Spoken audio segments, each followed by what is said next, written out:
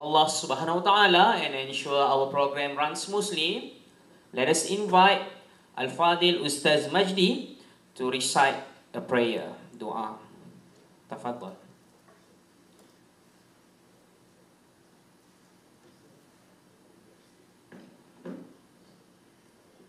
Assalamualaikum warahmatullahi wabarakatuh. Al-Fatihah.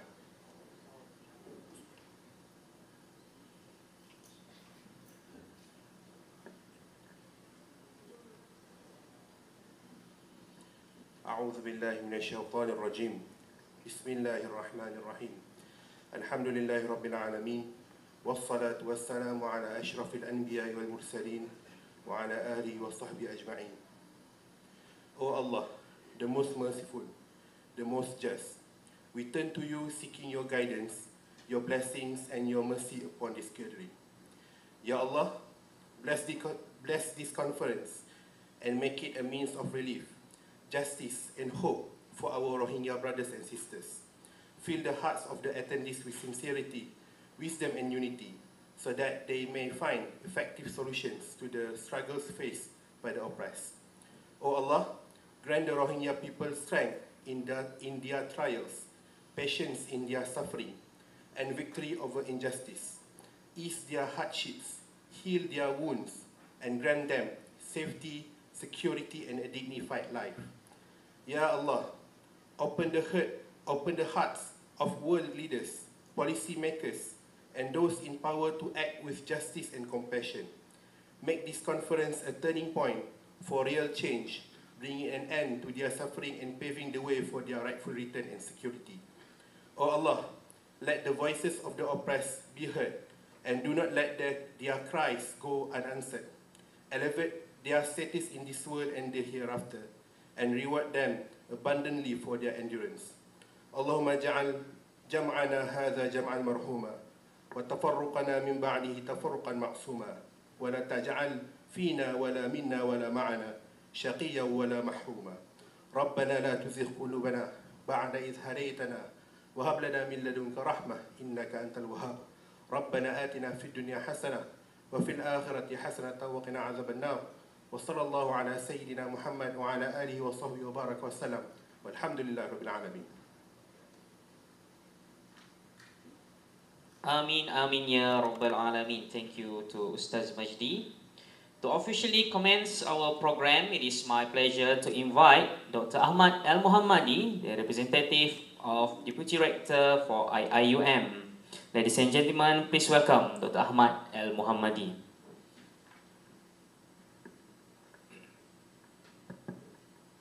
Bismillahirrahmanirrahim. Alhamdulillahirabbil alamin. Wassalatu wassalamu ala asyrafil anbiya'i wal mursalin wa ala alihi wa sahbihi ajma'in. Assalamualaikum warahmatullahi wabarakatuh.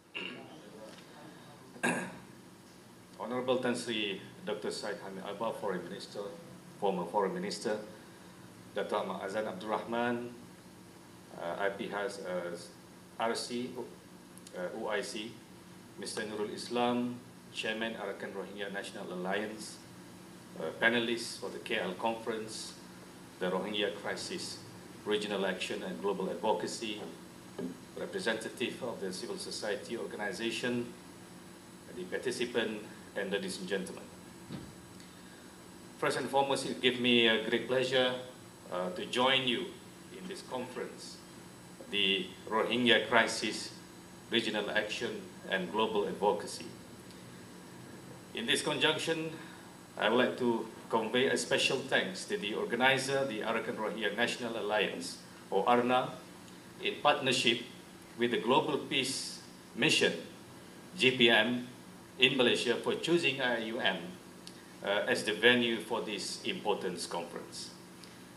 Ladies and gentlemen, as we all know, the Rohingya crisis continues to mystify everyone with its uncertainty, and now close to 1 million Rohingya people took refuge in Bangladesh and some part of the world, including in Malaysia. And after most brutal genocide and violence exodus in recent history. But now the world seems to have forgotten the Rohingya people and their crisis. The terrible genocide and ethnic cleansing happened in 2017, this humanitarian crisis definitely must be stopped, and we must give hope to the Rohingya people that they have a better future. To do or to make this happen, we must work together, including the United Nations, the NGOs, the media, and everyone else, including the academia, not only to advocate and give awareness, but also to assist them in development phase. So I hope that this conference, which actually, I would remember in 2021, before this we have another KL conference, but it was related to Afghanistan. It is also organized by GPM, Global Peace Mission Malaysia. Today we have KL conference on the Rohingya crisis. So it is almost 10 years now we have the Afghanistan. Today we discuss on these important issues related to Rohingya. So I hope that this conference can bring out solution on how to end this crisis, at least to present or to suggest ideas and the way forward. As an academic institution, IUM, we always open doors to have academic and mutual discussion for the betterment of the Ummah. So with that, I end with thank you very much to all of you, and selamat datang to all the foreign delegation. Assalamualaikum warahmatullahi wabarakatuh.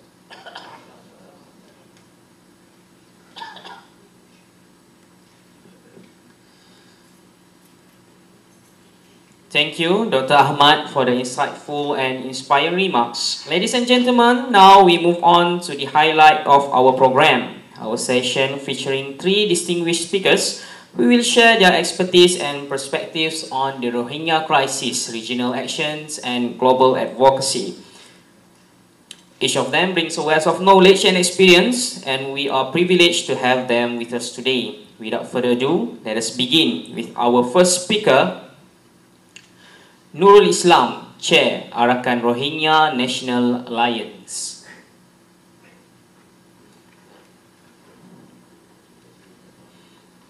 Please welcome, sir.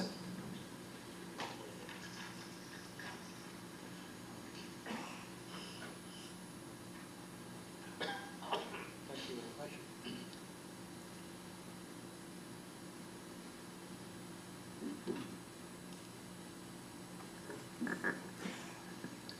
Mr. Chairman,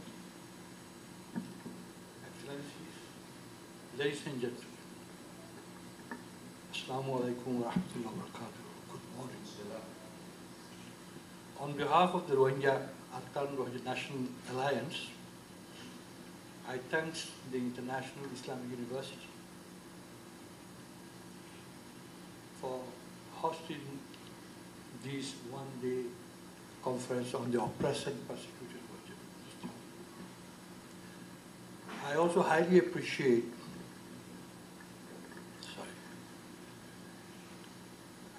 Datu Ahmad Azam and his team for active cooperation in organizing this conference. And I thank all audience for your enthusiastic participation. You know, Rohingya peoples are living in Arakan with a long history. They are indigenous to our Burma, yet they are not tolerated in the country for their ethnicity, for their religion, and for their appearance, complexion.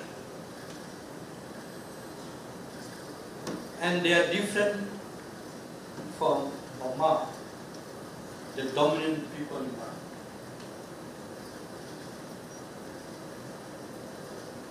Particularly from 1962 military takeover. The Rohingya have faced a series of the process of delegitimization, institutionalized persecution,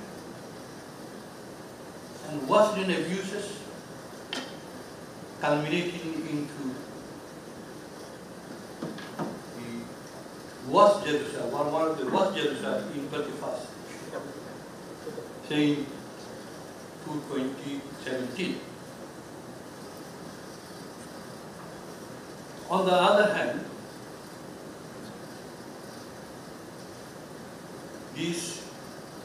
the persecution of the Rohingya people is a coalition. That means this is a conspiracy between Burmese military and the Buddhist Rakhine people of Arakan. The purpose is to rid Arakan of the Muslim population. For decades, they are suffering. For the place they are killed, they have been expelled from their homeland. And today, almost everywhere you find the Rohingya people.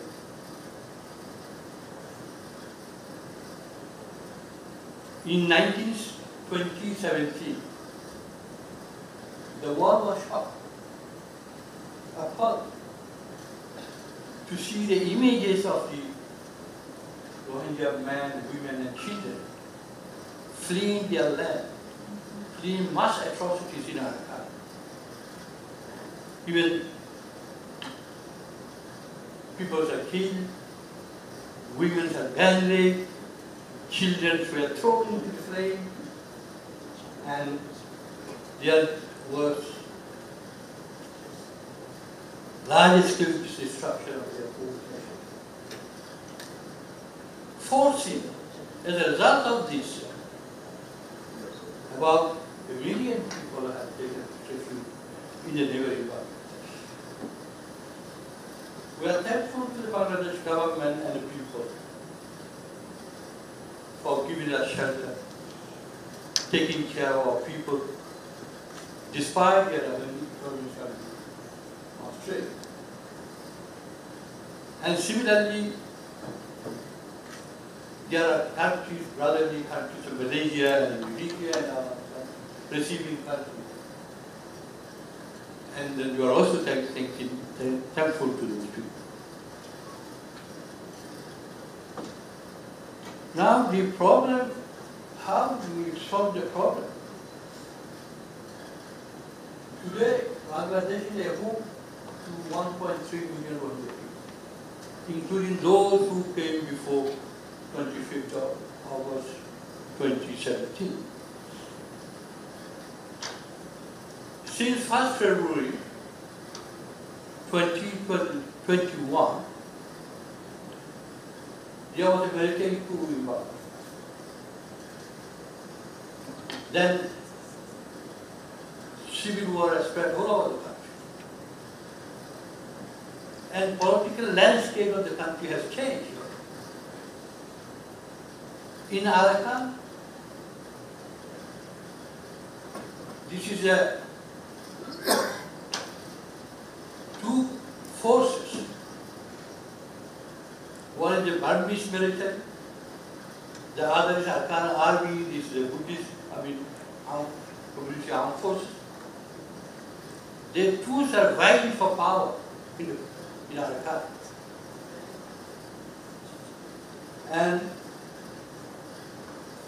But at the same time, these warring factions, the two warring factions, they have got a similar view. What's called intention as to the Rohingya people. They both are now targeting the Rohingya. And a number of people in the northern township of Mountain, the military has killed and destroyed, and even drowned in the sea. Similarly, the same thing has happened. practiced by the military people. You see, the Arkan Army. We thought that, but now the Arkan Army is a growing. With the growth of the military power in the Arkan Army, they become much violent. Again they want it. And they are no better than the Myanmar military. In some cases they are worse. Because they want to have a totalitarian domination of Arkan, an exclusive ownership of Arkan, and they don't want to have any Muslim community. So that's why they are also these military and Arkan army, they are at one on the question of religion. So, this is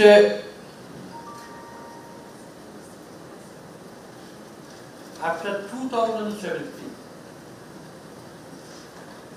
2024 is that year's year for the world. In 2017 there was a genocide, but in 2024 this is not that genocide against our people. At present, Arkan army has got an upper hand. We thought that these people would be cooperating with the world people. They would treat us justly, but things are now practically received different. Even they have inflicted more harm than the American people.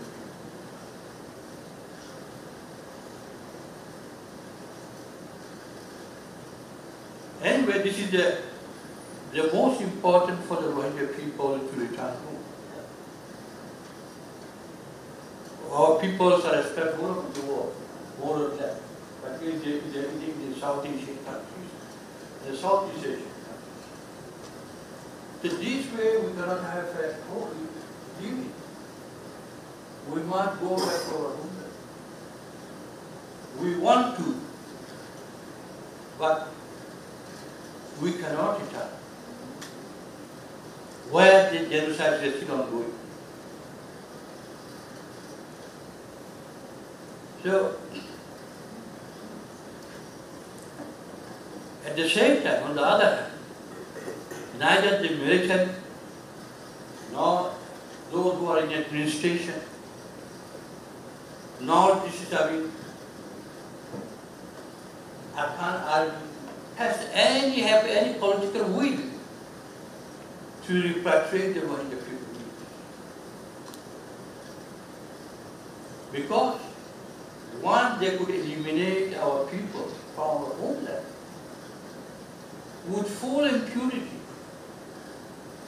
they could finish our people without answerable to their international system, international law. They have no will. They are not willing to have anything to repatriate these people. Under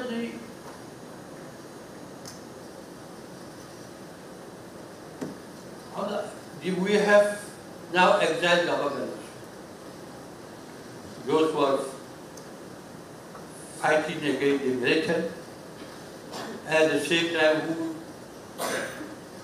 want to have a federal democracy and to establish in power.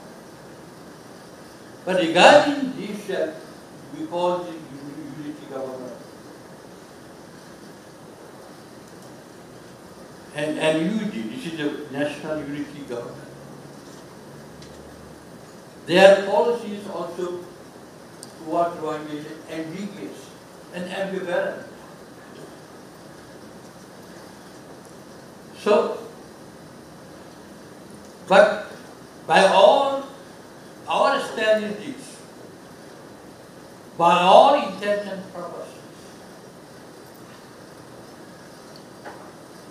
they are in our inalienable right of self-determination must be guaranteed.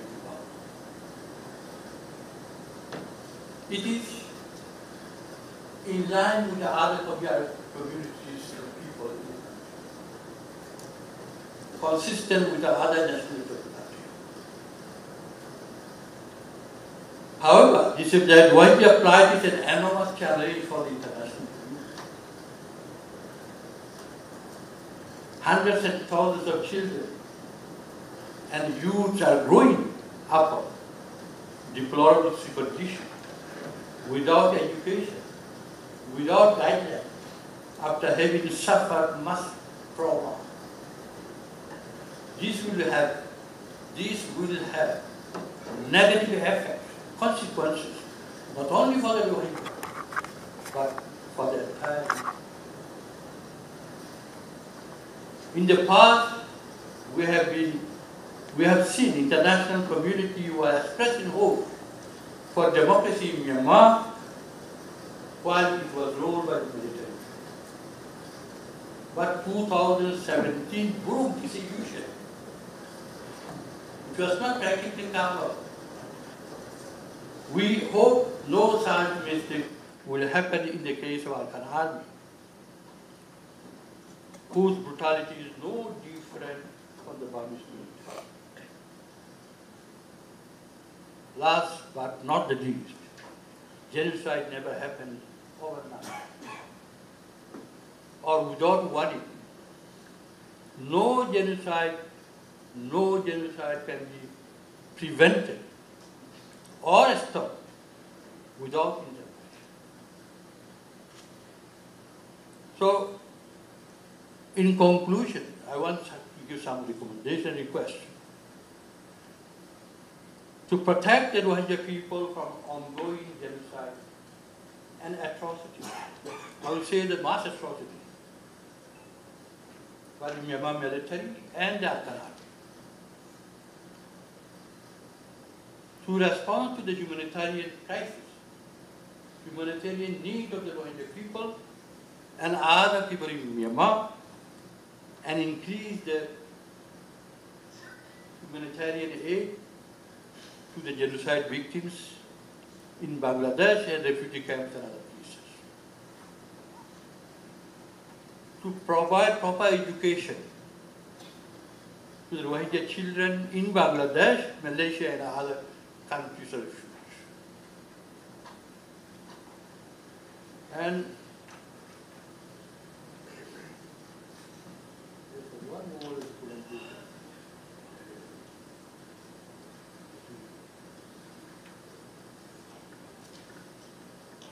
To advocate for proper education for the Rohingya children in Bangladesh, Malaysia, and the countries of refuge. This is very important because our children are now going without education. To impose sanctions and put pressure on the Myanmar military and Afghan army to stop human rights violations, crimes against humanity, and genocide against the Rohingya and other people.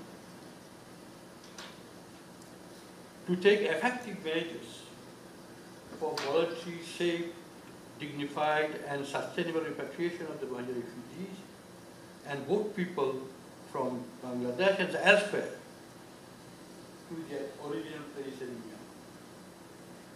The last and the most important, to address the root cause of the Rohingya people. The address must be addressed. The problem, the root cause of the problem must be addressed properly. For a genuine long-term solution,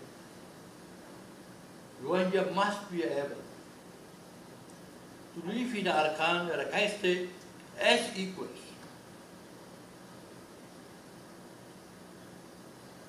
With their citizenship rights and ethnic identity, this is Rohingya, on the basis of full and effective equality. On the basis of full and effective equality. As well as their inalienable right to self-determination, consistent with all other ethnic nationalities of Myanmar, including the right of return. This is very important because our peoples are all over. They say about 75% of our people of the country. We must have a right of return. This right of return is as embedded in the international law. The four principles of the international law: the law of nationality, humanitarian law, human rights law, and the human law. Thank you for your question. Thank you.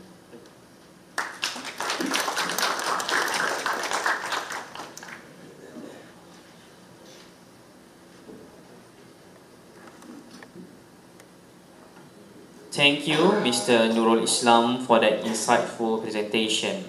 Now, let us welcome our second distinguished speaker, Tan Sri Dr. Sheikh Ahmed Alba, former Foreign Minister of Malaysia.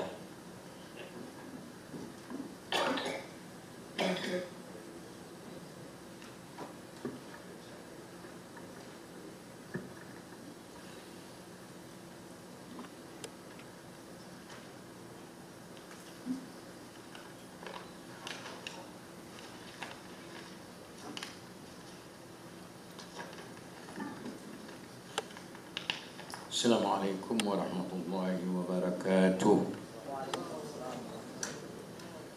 Bismillah, walhamdulillah, wassalatu wassalamu ala rasulillah wa ala alihi wa sahbihi ajma'in.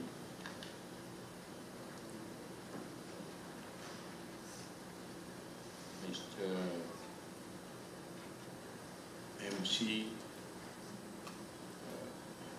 my brother Nurul Islam, and Dr. Ahmad al-Hamadi, representing the International Islamic University of Malaysia, Dr. Ahmad Azam Rahman, Commissioner of the IPHRC OIC,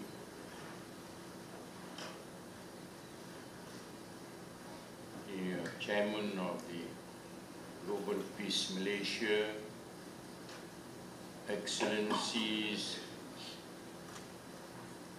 ladies and gentlemen from the Rohingya community, representative of NGO, ladies and gentlemen.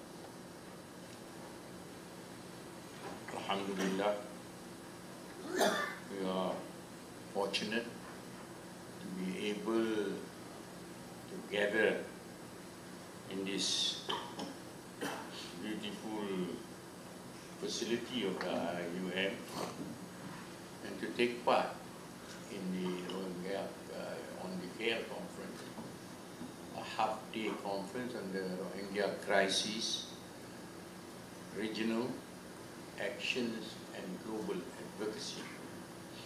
Let me thank the organizer for being kind in inviting me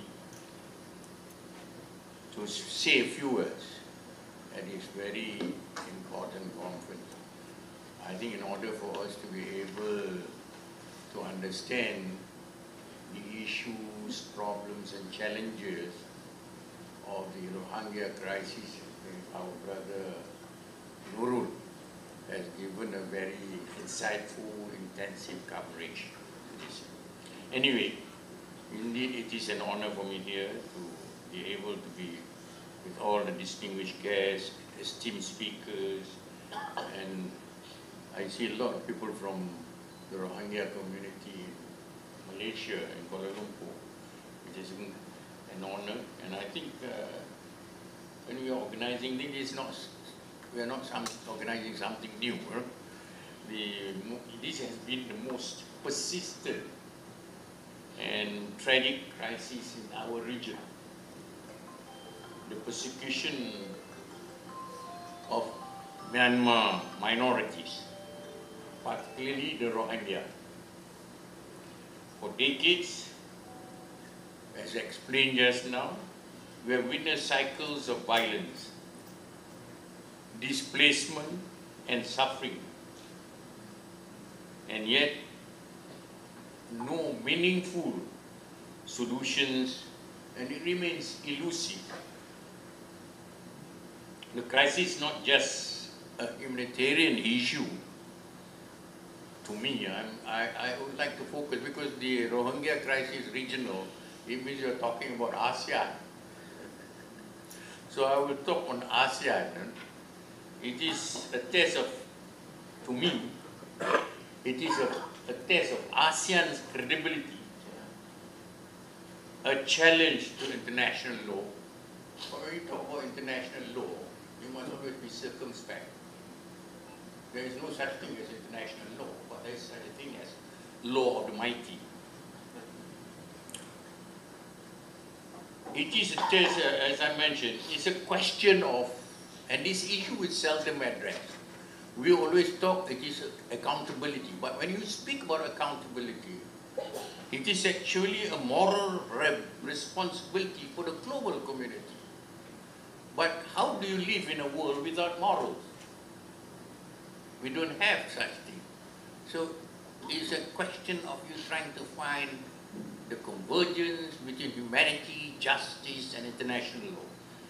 So, ladies and gentlemen, I just like to talk about Malaysia's role as the chair, because there is a lot of hopes and expectation about, as Malaysia assumes the ASEAN chair, then we ask ourselves, how do we break this cycle or the impasse? Can ASEAN, because the mandate, Malaysia is very good, we have appointed a special envoy, he has started his work, has started engaging all parties. The stakeholders are all engaged, as different from before. We're engaging the junta as well as engaging the national government, the national unity, the various minorities. So I think they have appointed a seasoned diplomat to do that. But his mandate is given on the basis of he must work within the parameters or paradigm of the 5-point consensus. I think a lot of you know the 5-point consensus. I'm just reminding you on this point. It is still considered as the foundation for a solution. In fact, I met the special envoy. He said he's working on that basis, and he has gone to see various people. Then we ask another question, if it is a foundation for a solution, what role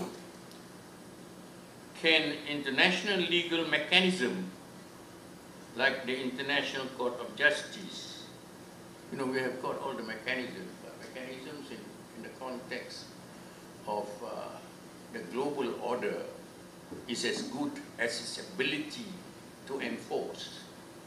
If it has no ability to enforce, then that system failed. So, but we are actually inundated with that type of situation in the context of a very turmoil, unpredictable, uncertain world. So, and we also have, I think the Rohingya have pursued it quite well. We have also have universal jurisdiction play in holding perpetrators accountable. So we have moved, not that it hasn't moved, but the Rohingya situation has not moved. I went to Bangladesh last year, and I visited Cox's Bazar. I met all the parties or the embassies or the ambassadors of the parties that could play either as neighbors or geopolitical role. We tend to forget that in the context of international relations and international politics, the geopolitical role is the most important, and it will whether to find or not to find a solution. So critically, how do we ensure, because this is a 5-point consensus, how do we ensure that Myanmar's junta is not allowed to continue its abuses with impunity? This is the most important thing, is impunity. I think if you want to find, because you have got all the experts that will be discussing, I'm not going to go through as if I'm an expert. I'm just giving my views about it. the issues that you will definitely, the panelists, our panelists will be discussing, there are three key perspectives I think you should address, and address it very well. And I think you have to address it in the most open and frank manner in order to find a solution. The three things is the failures first, the failures of ASEAN's current approach. What can we do? That is the failure of the ASEAN. And two is that the role of international legal actions and regional powers. We are overjoyed because we get, I think in a number of countries, universal jurisdiction, we get a court decision, but it's beautiful on paper.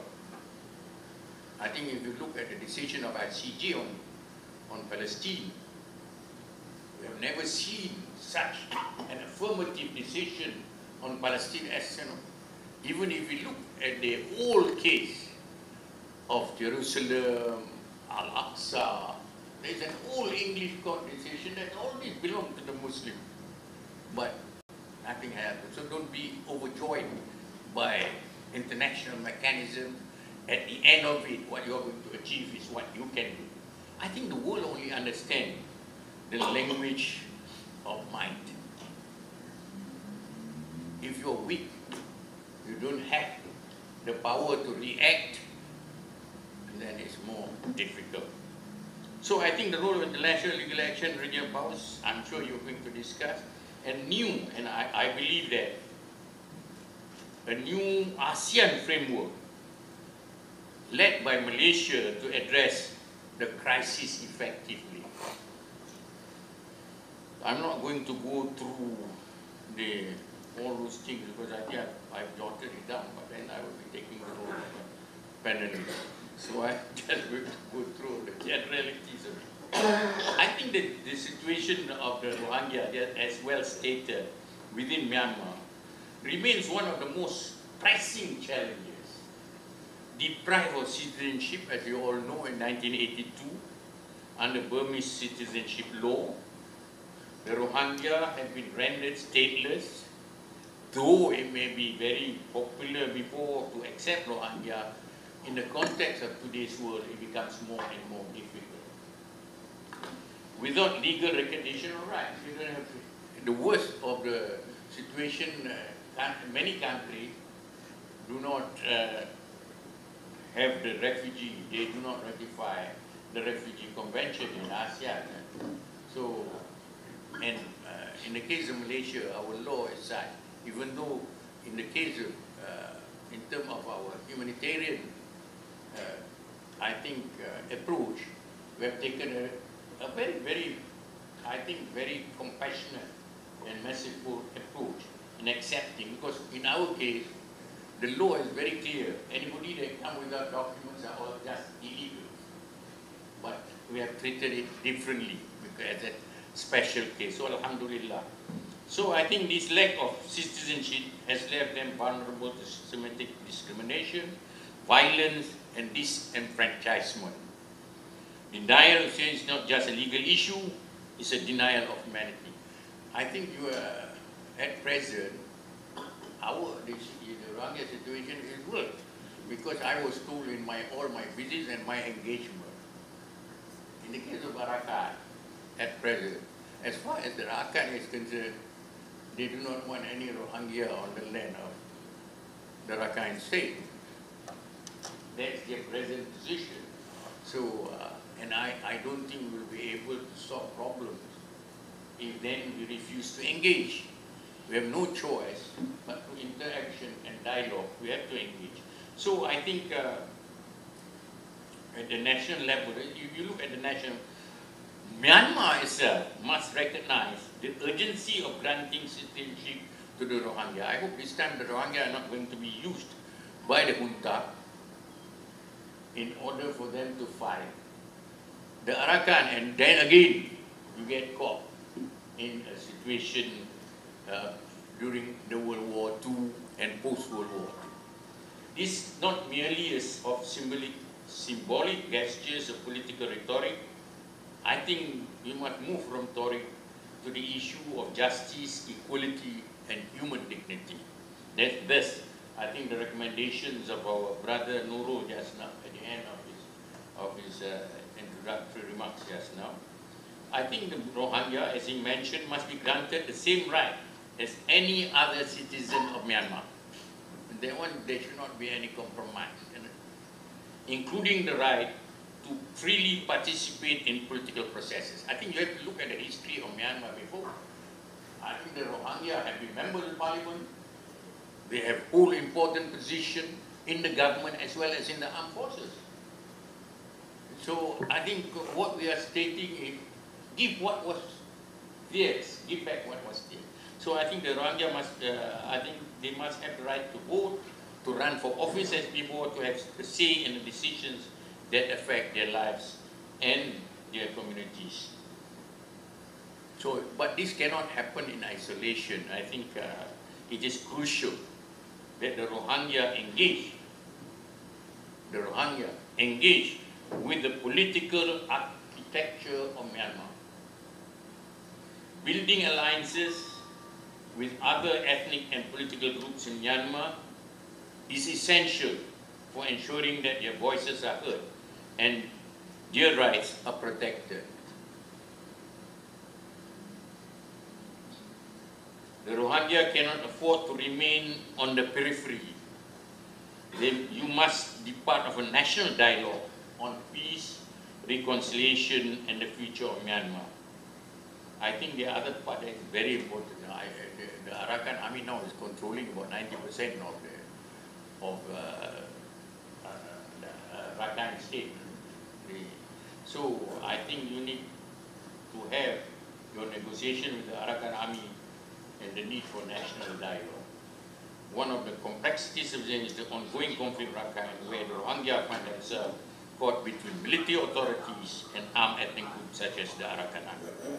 So, ladies and gentlemen, negotiating with Rakhine Army is not just about reducing violence, it is about ensuring that the fundamental rights of the Rohingya are respected and protected.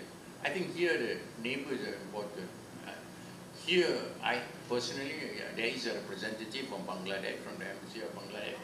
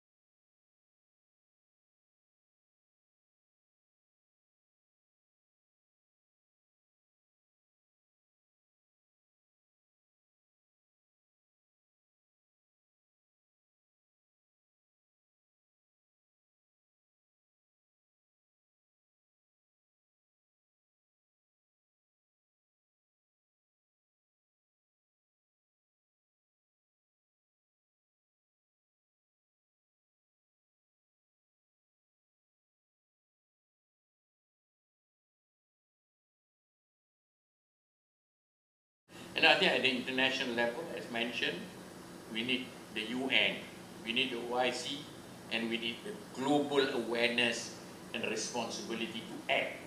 I think there is enough statement. Usually the international order is very good at making beautiful statements. The best statement comes when there is a crisis. But at the end of it, we need the crisis to be solved. We need the crisis to be overcome. So I hope that the international community, including governments, NGOs and civil society organizations, must work together to advocate for safe, voluntary and dignified return of Rohingya to Myanmar. Finally, let me in conclusion say, the road ahead for the Rohingya people is one that requires both determination and cooperation at multi-levels. The national government of Myanmar, as I mentioned, let me repeat, must grant citizenship, political inclusion. Political inclusion means political inclusion and protection to the Rohingya. ASEAN must stand united in holding Myanmar accountable and advocating for the rights of the Rohingya within the region. You know, there is not a single ASEAN statement actually. This one you must get it on the agenda, that they recognize the Rohingya as a community within, and this has to come sooner than later. So the international community through the UN, OIC and other bodies must continue to pressure Myanmar, offer humanitarian assistance. At present, even humanitarian assistance cannot go in, sort of thing. So, because Myanmar seems to ignore everything, even the 5-point consensus. So let's hope Tan Sri Osman will be successful in bringing at least the low-lying through humanitarian assistance to the minorities, including the Rohingya, and work towards a sustainable solution that ensures a safe and dignified return of the Rohingya to their homeland. We must remember that the struggle of Rohingya is not just their struggle, it is actually a struggle for justice, for the protection of human rights, and for the recognition of the universal dignity of all people, regardless of their ethnicity or religion. Let us stand together, not only in words, but in action, to ensure that the rights of Rohingya people are upheld and that they are given a fair and dignified future. Thank you very much. Wassalamualaikum warahmatullahi wabarakatuh. Waalaikumsalam warahmatullahi ta'ala wabarakatuh. Thank you, Tan Sri Dr. Sheikh Hamid Alba, for your valuable insights. And now, last but certainly not least, we welcome Dato' Ahmad Azam Abdul Rahman, the Commissioner of IPHRC OIC. Welcome, Dato'.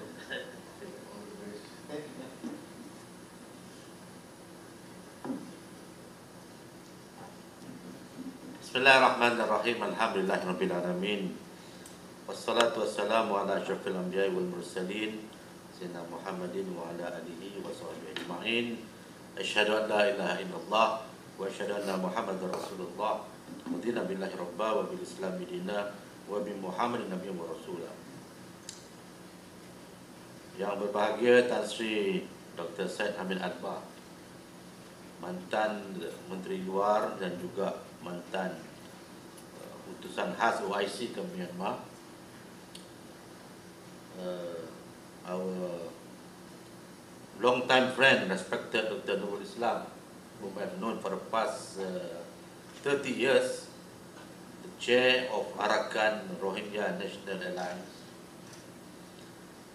Dr. Ahmad Al-Muhammadi, representing the IIU, International Islamic University, Dr.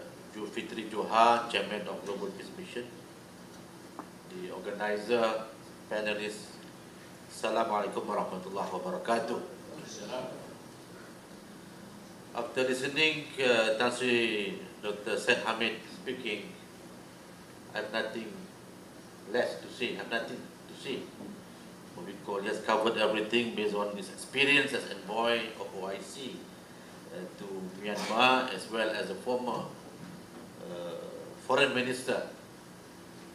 I will try to pick up on the role of OIC, what we have done, what are the constraints, and what can we work together, inshallah. First and foremost, I wish to thank the organizer, the Global Peace Mission Malaysia, and ARNA, or Arakan Rohingya National Alliance, a political union founded on the 20th November 2022, with the consultation of all political groups and activists from the Rohingya diaspora communities all over the world.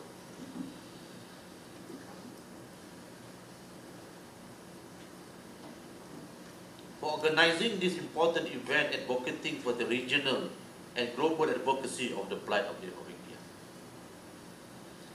43 years of suffering, and in Malaysia we have 4 generations of Rohingya. We have the grandfather, we have the father, we have the children and the grandchildren in Malaysia right now. What we call and this issue has not been resolved, and it's getting from bad to worse.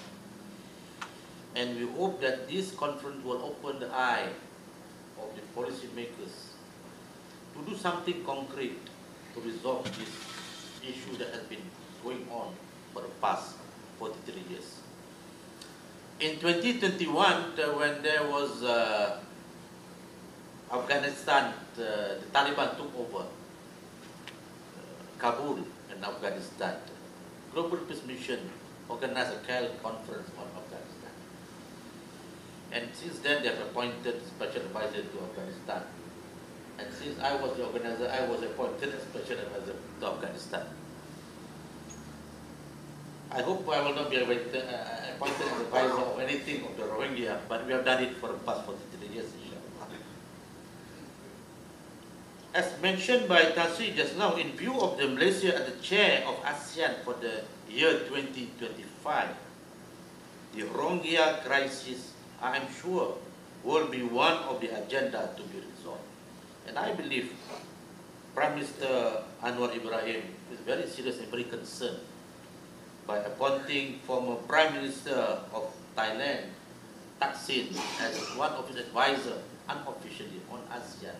I believe the role of Thailand and his influence with the Myanmar government and his good relation with the Prime Minister, I think something concrete will be in the pipeline, inshallah. The 5 points consensus, a set of agreement reached by ASEAN leaders on April 24, 2021, due to the military coup on February 1, 2021, seems, I quote Tasri just now, is a failure. And I would say it's a big failure. Due to the refusal of the Myanmar military junta to cooperate in the implementation of the consensus. They refuse to collaborate. They refuse to cooperate. And this 5-point consensus, what we call meant to stop all these atrocities, but it is continuing. And what is worse, instead of the government or military junta is doing it, now the Arakan army is taking over the issue of the Arakan, and their atrocities is almost the same, and in fact it's getting worse. How do we deal with the non-state actors? They are not government. They are fighting for their own independence. And 5-point consensus is meant to be a G2G initiative. That is why I think trying to resolve the issue of Rohingya, it has to be beyond G2G initiative. And what we are doing now is NGO, civil society initiative, trying to influence and trying to think ways and means on how to resolve the issue. So the Arakan army is a new reality. How do we face them? And they have openly declared that Rohingya has no place in Arakan. They should leave Arakan. They are not, they don't belong to the Rakhine state. So how do we deal with that? It is an what we call a real pertinent issue that needs to be resolved in the case of this issue. It is said that the military junta has continued its policy of ethnic cleansing and depopulation of Rohingya in Arakan, increasing its violent crackdown on dissent arrested political opponents, and resisted meaningful dialogue with opposition groups, including the National Unity Government, and ethnic armed organization. And it is said that the Rohingya voice is not being represented. The Rohingya issue remains unrepresented, and I hope Arno can represent the sole voice of the Rohingya from now on. So we have to work on that, because we cannot have a lot of Rohingya groups, organizations, leaders representing the Rohingya, and there is no one that represents all. This is very important, and I hope Arna can play an important role in projecting themselves as the sole voice of the Rohingya. As for the role of OIC, the Rohingya issue remains one of the important agenda in this policy. One of the most important and significant actions taken by OIC is the Gambia's lawsuit against Myanmar at the International Court of Justice. This is very important move. At least on the legal aspect, they have the rights to do it, and they won in the Court of Justice. And in my capacity as the Independent Permanent Human Rights Commission, OIC, with the collaboration of the Ministry of Foreign Affairs, we organized a conference on the rights and access to education for refugees on the 6th October 2022. The idea is to give access to education for the Rohingya in Malaysia in particular, and everywhere they are, so that they are allowed to be educated for future Rohingya development. Alhamdulillah, there is at least 2 that we have done. However, OIC is facing at least 5 challenges in regards to resolving the Rohingya issues. What are the challenges? One is the limited enforcement power, the lack of authority to enforce its decisions. There is no OIC peacekeeping forces. They don't have the mandate. If the OIC announced that we condemn the Myanmar government, and this is what we're going to do, but there is no OIC peacekeeping forces. If it's going to be done through United Nations, there is a veto power who supported the Myanmar government. So this is one of the constraints of the OIC. The second one is the second constraint is the geopolitical complexities. China, India, Russia has economic interest in Myanmar, and they have the veto power. So if we bring this issue to the UN, in the end, the UN Security Council is the final mandate to decide on what's going to be the future of Myanmar. And there will be a veto power, and they don't want to do it. So this is the second issue that OIC is facing, and we are facing, to be realistic. Number 3 is the Myanmar intransigence.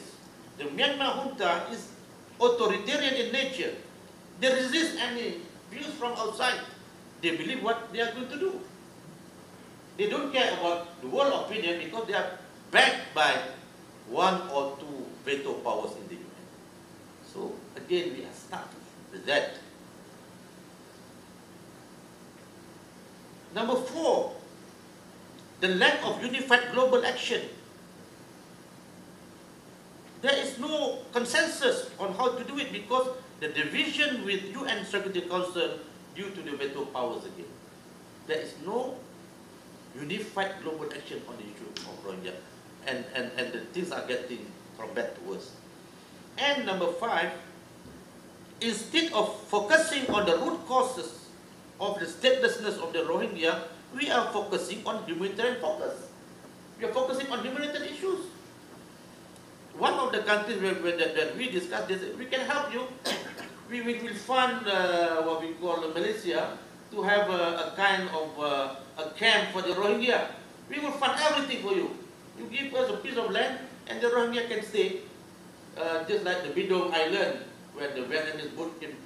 We say this is not the issue. The real issue is the citizenship issue, not humanitarian. Humanitarian is the consequences of the statelessness of the Rohingya. So these are some of the constraints. So in the end, OIC remains The action is more on rhetorical condemnation and declaration of what needs to be done, but there is no action. So these are the 5 issues that constrain the OIC. So what needs to be done? Number 1, there must be a sole voice of Rohingya issue. And if ARNA can play this role as the only and the unified voice of the Rohingya, then they should represent in any discussion regarding the Rohingya issue. So ARNA must be recognized as the sole representative of the Rohingya, and it must be inclusive, transparent, and united. So this is a challenge for ARNA, and if it can be done, we will give you the full support. But we meaning to say that not the OIC, at least on the part of the civil society, global peace mission, I think we don't have any problem with that. We are going to support ARNA.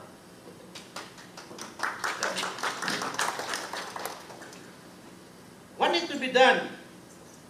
ASEAN's chairmanship must resolve an effective mechanism for lasting peace and giving back the citizenship of the Rohingya. The new reality with Arakan army, we have to deal with it. The military junta, maybe they can work together under the ambit of the ASEAN community.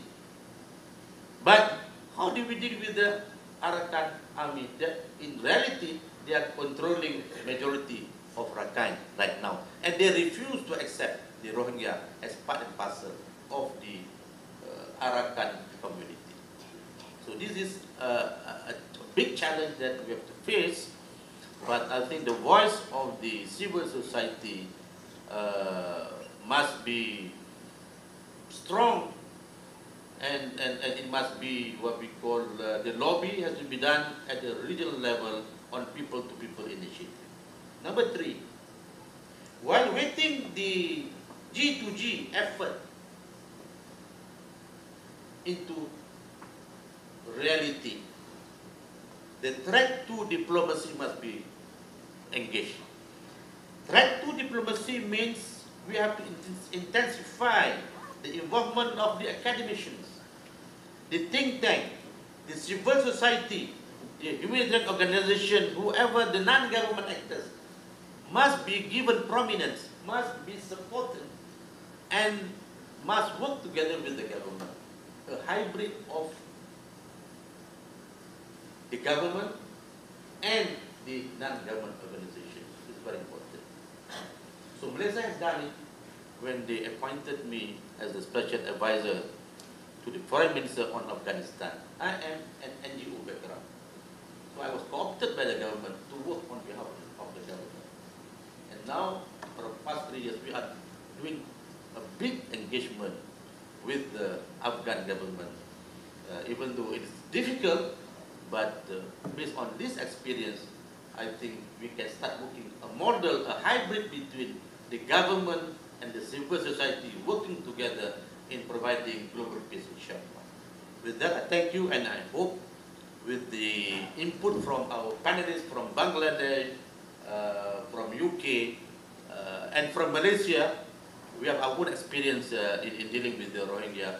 Inshallah, something good will happen, and we will have a very strong resolution, and we will present it to the Prime Minister, inshallah, for his consideration. Assalamualaikum warahmatullahi wabarakatuh.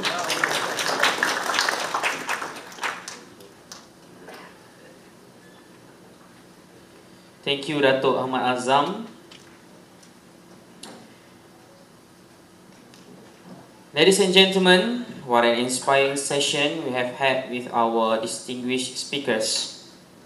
We hope their insights have provided us with new perspectives and knowledge.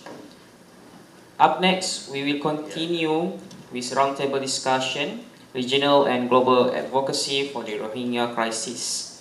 But before that, we will take a break for 10 minutes, and the organizer have prepared some light snacks for us.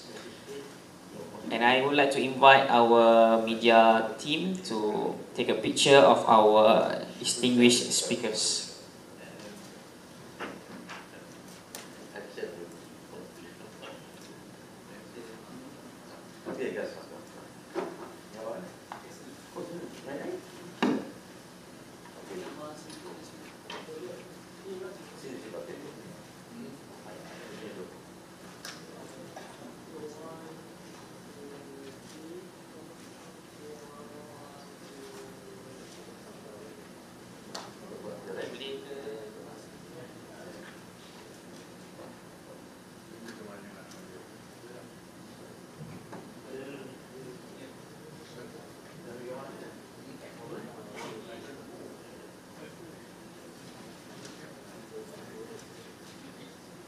Now we take group photo. Because we are going to hand it over to the president. Now we will take a group photo. So all attendees can sit or stand behind of the VIPs. On the right side of the hall.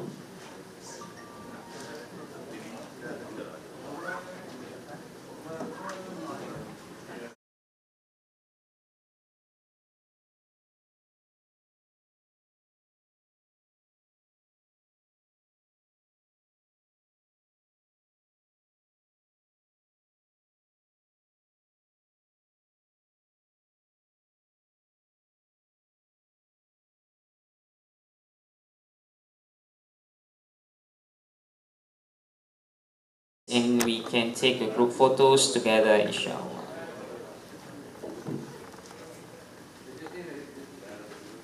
Squeeze a bit to the middle so all of us can fit into the photo.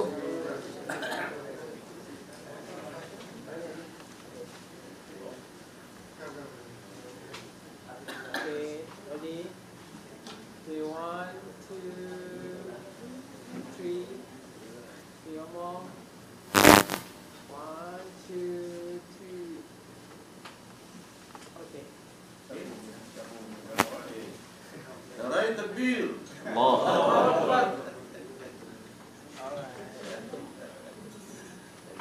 Thank you all VIPs and attendees. We now invite you to enjoy some light refreshment that were provided by the host.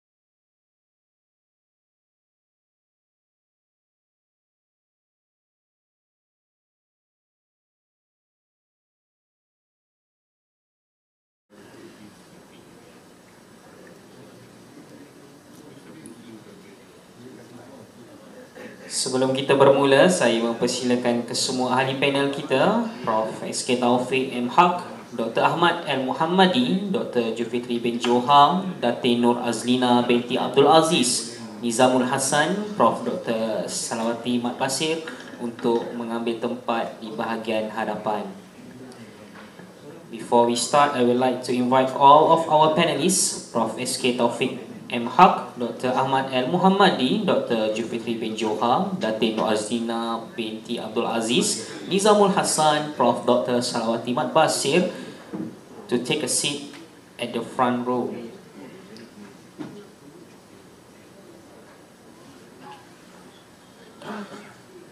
Inshallah, our session today will be moderated by Dr. Muhammad Mahbubul Haq from Human Rights for Non-Citizen International Humanitarian Law and Security.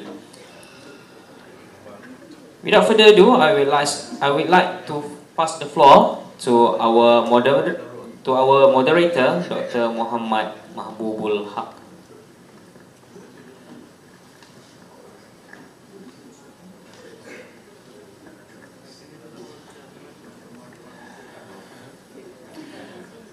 Bismillahirrahmanirrahim. Assalamualaikum warahmatullahi wabarakatuh. Welcome for the panel discussions. Our topic is regional and global advocacy for the Rohingya crisis. Thanks organizers to give us space and time for discuss these issues. I would like to first introduce our discussion. Actually we have 1 hour 30 minutes. So in the first time, I think our each discussions will talk in particular issues 10 minutes. Then the second round, if we have enough time, then we would like to make a question and answer or any clarification from the each discussions that will become from the second time. So firstly, I would like to introduce Professor Dr. Salawati Mat Basir from University LANGSUNG, Malaysia. Datin Nur Azlina binti Abdul Aziz, Rohingya Education Center. Professor Dr. Ahmad Al Muhammadi bin Muhammad Uthman ISTEC, then Dr. Julfitri bin Zoha, Chairman GPM, Global Peace Missions, then last discussions from Bangladesh, Professor Taufik M. Haq. Okay, before starting the discussions, I think I would like to briefly talk about today's panel discussions. Through our first sessions, we aware about the present situations of Rohingya inside and outside of the Myanmar. I don't want to go in detailed history of the Rohingya. I have also working more than 2 decades of these issues from inside Myanmar, Bangladesh, Thailand, Indonesia, and Malaysia. What we know that Rohingya genocide, that the genocide is very recently happened. We have to go back the colonial time, 1942, Rohingya massacre. It was not discussed any book, only we have some oral history. I believe that in future, Arakan Rohingya National Alliance will take this issue and highlight it. How? During the Second World War time, Rohingya faced massacre by these Rakhine Buddhists. So while we are talking about the Rakhine Buddhist atrocity, but we never talk what happened in 1942 during the Second World War time, what they did with the Rohingyas. So it is our first and foremost duty to make history, to make documentations what happened in 1942 against the Rohingyas, and it was this atrocity conducted by this Rakhine Buddhists. Later, after the decolonizations, until 2016, Rohingya has strong presence in Myanmar parliament despite of their statelessness. Why? Yesterday, last night, my brother, Professor Taufik was asking about the Myanmar context. What is the difference between the other Muslims and Rohingya Muslims in Myanmar? Yes, there's a major differences. I don't want to segregate it among the Muslims community, but Rohingya is the most significant political significance inside of the Myanmar political discourse. Why? Rohingyas are uprooted in Myanmar. They are not migrated people. They have the electoral, which is not other Muslims minorities peoples have this kinds of political significance in Myanmar. On the other hand, in Myanmar, inside of the Myanmar, it is a strong narratives. The built before colonial time and after colonial time, all Rohingyas are migrated, and they are using very much derogatory words against the Rohingya and all other South Asian descendants, Kala. And these kinds of words they are using often. And Myanmar society develops a narratives, Rohingyas are Bengalis, are South Asians or Indians, and they are not our people. But the history is saying that Rohingya has political significance, political importance, and they are soil of, they are son of soil in Arakan. So I don't want to go this historical discussion, but after 1982 citizenship law, in the name of so-called race purity, Rohingya became de jure stateless. What happened in 2010, 2012, after communal rape? It was very much unfortunate, or luckily I had on that time in Yangon, I saw the communal violence, what kinds of communal violence and intensity of the communal violence. And later, after 2012, not only Rohingya, all other Muslims are faced attacked by the Buddhists. And we know the Buddhists, there is some sort of our imaginations or ideas of Buddhism is a religion of peace. It is completely missing in the map of Myanmar. And they started strong campaign against the Muslims in the name of Mabata. And Buddhist monks who led this movement against the Rohingya. And actually what they wanted to establish, Brother Nurul also mentions in his speech in the first sessions. Firstly, Myanmar military wanted to establish Muslim-free Myanmar. And Rakhine communities also wanted to establish Rohingya-free Arakan. And now they are very much, they are fighting with each other, but the political objectives is very similar and same: Muslim-free Rohingya, Muslim-free Arakan, or Muslim-free Myanmar. So by last parliament, 2016 parliament, there was no political representative from the Muslim communities. So this again the historical discussions, but last I would like to, before continuing the panel discussions, what actually I would like to focus. After 2016-17 genocide, we are very much aware, and it is under the International Court of Justice. But we don't know what happened 2024 from August to until now. According to Bangladesh Foreign Advisor, 70,000 new Rohingya entered in Bangladesh last 6 to 8 months. Before we have 1.3 million. So this Bangladesh is the first victim. At the same time, inside of the ASEAN, Malaysia is carrying the largest number of Rohingya refugees.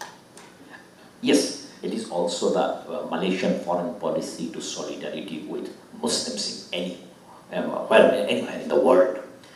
So I will not continue my discussions. You can say, oh, you are talking a lot, but what about the other panel discussions? I hope that other panel discussions will talking from their own perspectives. First, I would like to invite Professor Tawfiq Haq. Currently, he is the Director, South Asian Institute of Policy and Governance, leading private university, North-South University. North-South University have done very good job. A few years before, Tansri Said Hamid Alba also invited when they organized 2019 International Conference on the Rohingya Crisis. Until now, they are continuously organized program, advocacy, research, policy brief nationally and internationally. So, Professor Tawfiq, born and grown in Dhaka, studied in Dhaka University and Bergen University in Norway.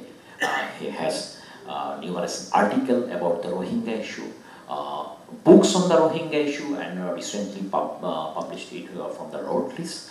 And I think so next after 2-3 days, we have also another Rohingya national conference, Arakan related, the present Arakan situation. So I would like to ask Professor Tawfiq, can you explore the recent situation in Arakan from the what Tansi mentioned in his discussions and Tatu also mentioned in his discussion, geopolitics. From the geopolitical point of view about the Bangladesh and other international actors' role at present context in the Arakan, and what about the latest situations of the Rohingya, and how in this situation, what is the opinion of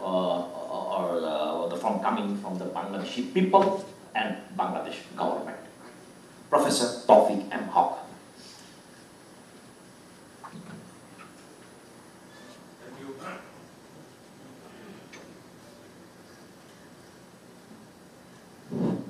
Thank you, Brother Mahbub.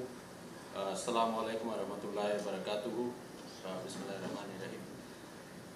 So as he has requested to talk about the Bangladesh position from people's perspective as well as from the government perspective. As all of you are aware that Bangladesh, very fortunately we are having a new government since 5th August 2024. And the positive encouraging news is the new government led by Professor Yunus, the Nobel laureate, is very much positive about dealing with and very active to deal with this Rohingya crisis. There are several examples, that's why I am saying it.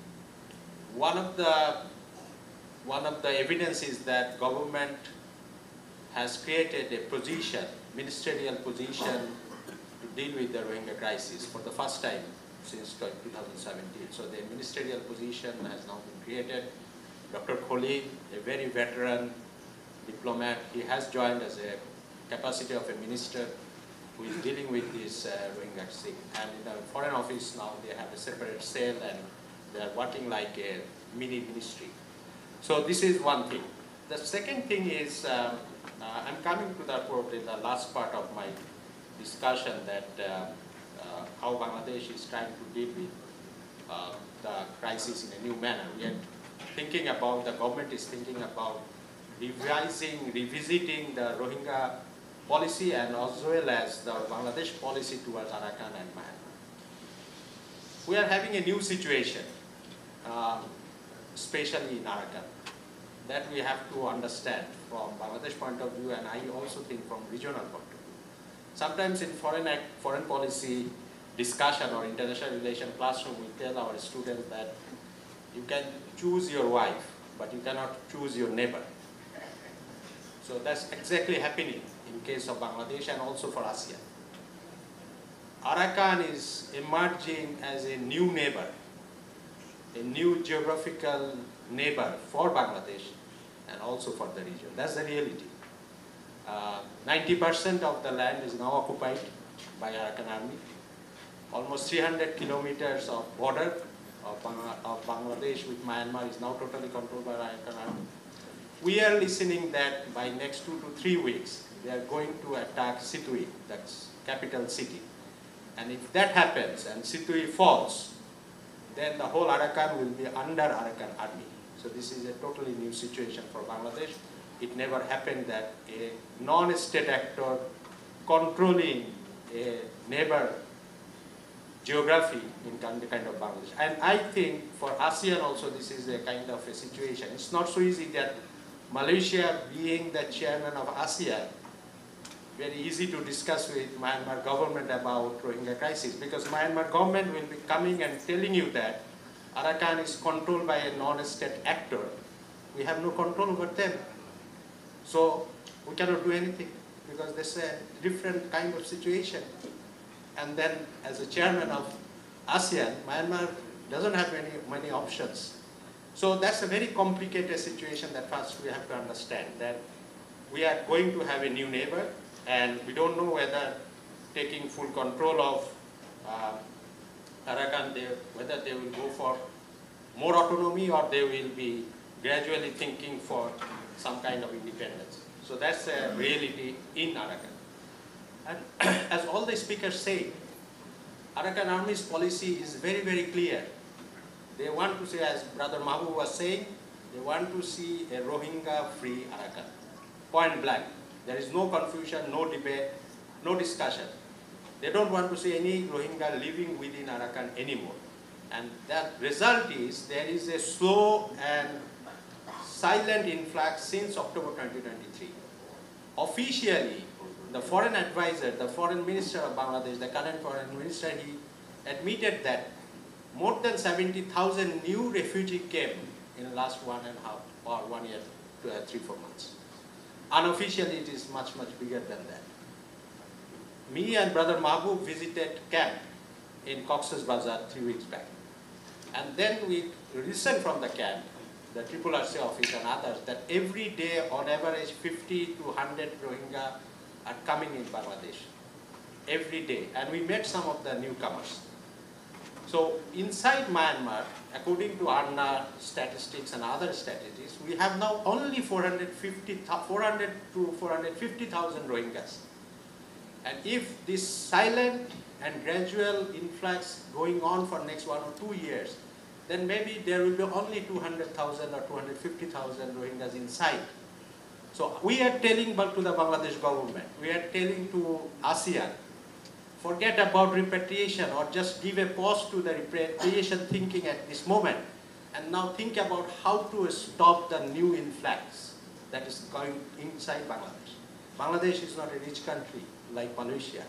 We are only holding 1.3 million Rohingya and new 70,000, and we are not stopping them. Believe me, we are not stopping, not a single Rohingya is not been stopped at the border. Our government officials, our security agencies, they all know that every day 50 to 100 Rohingyas are coming. And they are not very warmly welcome, that's true, but we are not stopping. Government is not stopping, security agencies are not stopping, because these are the vulnerable people. These are our brothers and sisters. So Bangladesh is in a very, very difficult situation. So I'm just giving you this context so that you can understand that where we stand. Now coming to the next point, that what Bangladesh can do. Bangladesh is now thinking about, because we never dealt with this situation, that dealing with the non-state actors. But our neighbors, they have already, our regional powers, they have, you talked about the geopolitics. China and India already are formally, officially, unofficially in touch with Arakan Army. India invited a delegation of Arakan Army to visit Delhi a few months ago. They stayed there for 10 days. They have negotiated with them. We are hearing that India is allowing Arakan Army to have an office in Calcutta. And then they have secured the Kaladan port. You all know that India invested $1 billion in Kaladan River port so that they can use the Kaladan port as an alternative supply chain route for the Seven Sisters. And they have negotiated and probably got some success that Arakan Army will not disturb them in the Kaladan port.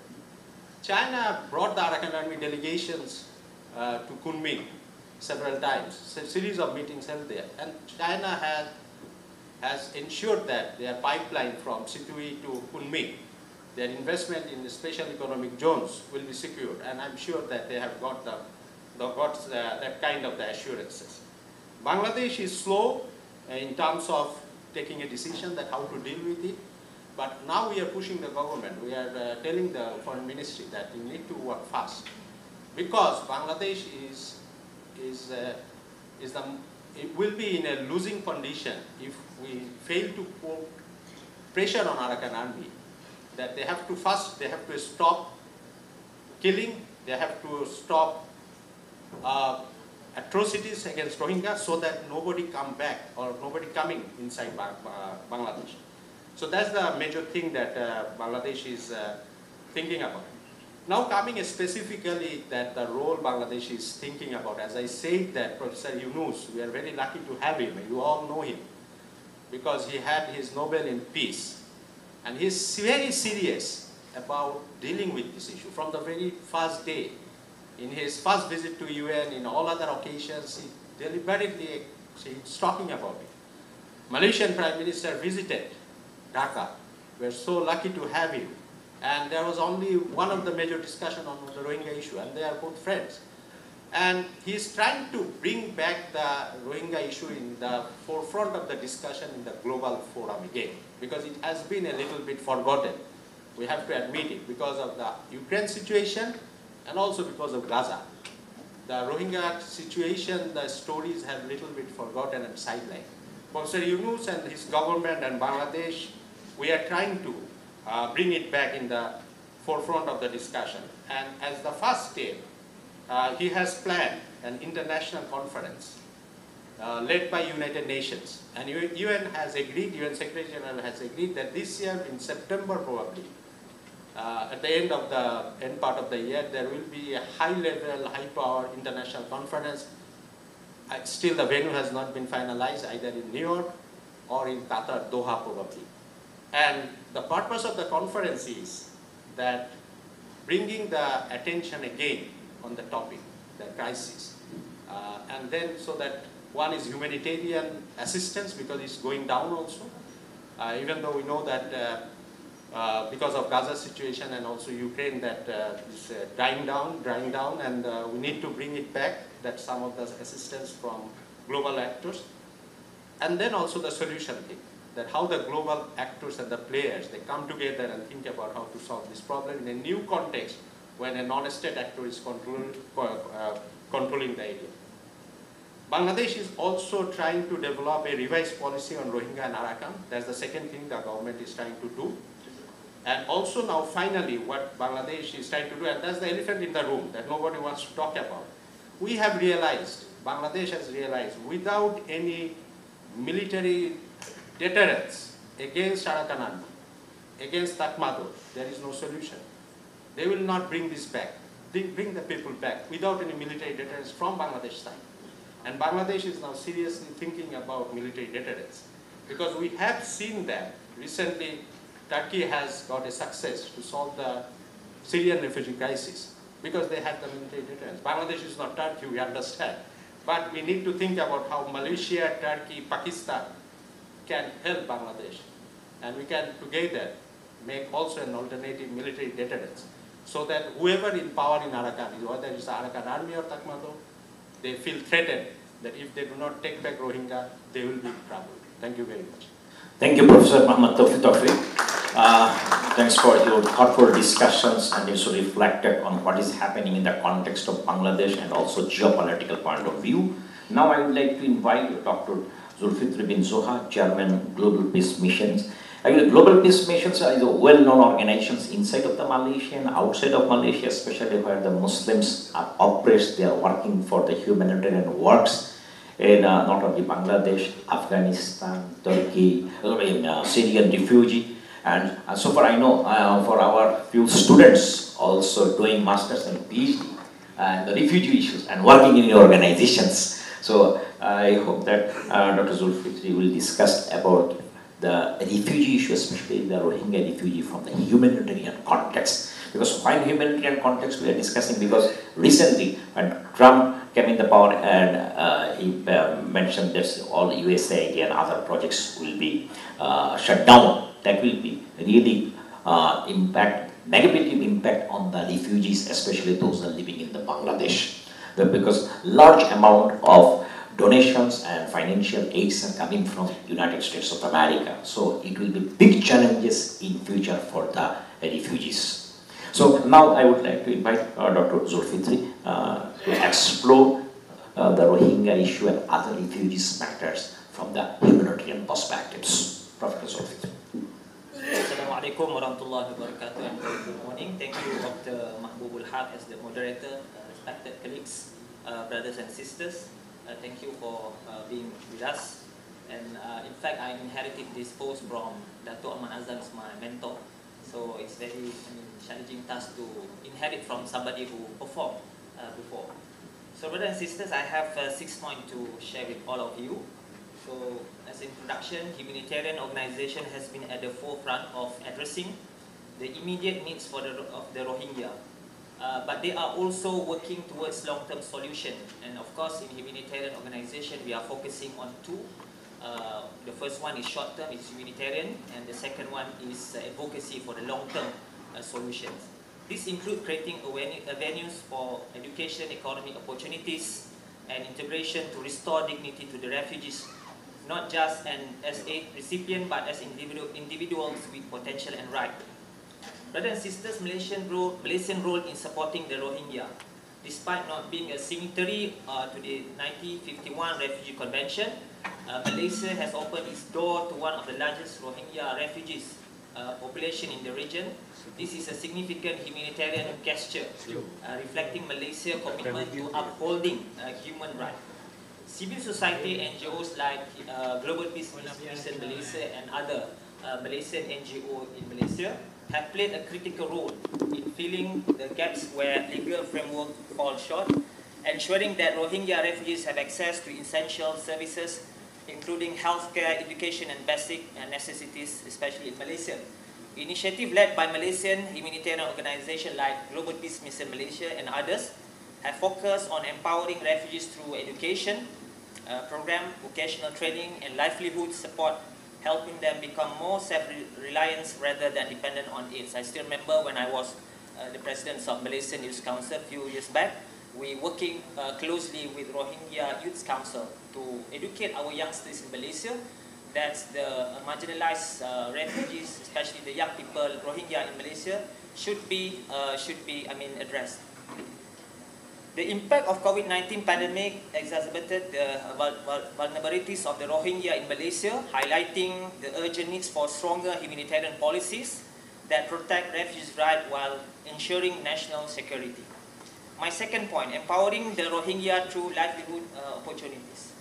One of the greatest humanitarian efforts in Malaysia is the expansion of job opportunities for refugees despite existing legal restrictions. Dignified livelihood is key to restoring hope and purpose for displaced communities. Through partnership with local businesses and skill development program, many Rohingya refugees have found employment in agriculture, construction, and informal sector, allowing them to contribute positively to society, especially in Malaysia. We must educate our Malaysian people that the Rohingya and the refugees also contributing towards the economy's growth in Malaysia. So they are entitled, in fact, to certain privilege that shared by local people. Of course, we are facing a great challenge for the local to educate them to receive our fellows, brothers, Muhajirin from Rohingya, because it's normal everywhere that the local people will be threatened by the presence of refugees. I believe as well in America, in Malaysia, and all over the world. A more structured livelihood program with support from policy adjustment can enhance economic stability for both refugees and host communities, reducing dependency on aid while fostering mutual growth and understanding. The humanitarian approach emphasizes that refugees are not merely recipients of aid but active contributors to the society, as I mentioned earlier, that they are also contribute towards the GDP and economic growth of Malaysia. A humanitarian approach emphasizes that refugees are not merely recipients, as I mentioned earlier, but active contributors to society, ensuring their abilities to work and support themselves and their families as well, aligned with both a humanitarian principle and economic pragmatism. My third point, Global Peace Mission Malaysia contribution as an NGO in Malaysia. As dedicated humanitarian organizations, since its inception in 2001, Global Peace Mission Malaysia has worked tirelessly to uplift the Rohingya community through the first one, skill development program that prepare them for the integration into the workforce. Secondly, entrepreneurial initiative including small businesses, grant and training to encourage self-sufficiency. The third one, community-led project where refugees take leadership roles in education and welfare, fostering resilience and self-reliance. These initiatives are grounded in the belief that humanitarian aid should go beyond immediate relief and instead build sustainable solutions that empower individuals and communities. My fourth point, the need for policy reform and regional cooperation. While humanitarian effort has filled many gaps, long-term solutions require policy support that balance rational interests with the protection of vulnerable communities. Recognition of refugees' right to work, coupled with support from ASEAN and international stakeholders, can create formal labour pathway that benefit both refugee and the host country. Even though we talk about ASEAN, we also have an entity called CAYC, the Committee of ASEAN Youth Cooperation, which cater the youth development in Malaysia. I think we should also explore possibilities to work out with the young leaders in ASEAN, especially under the CAYC, the Committee of ASEAN Youth Cooperation, which is recognized by the ASEAN Secretariat based in Jakarta. So we have this kind of networking. I also would like to propose to Arna, apart from the seniors leaders, we should start to assemble all the young leaders under the banners of Arna, so that we can revive, to empower the young leaders to work under Arna together with the ASEAN young leaders in Southeast Asia, especially under Malaysian Youth Council, and also the Committee of ASEAN Youth Cooperation, which is recognized by the ASEAN Secretariat. Recognition of refugees, strengthening existing humanitarian initiative will lead to better integration, reduce social tension, and more stable and secure environment for all.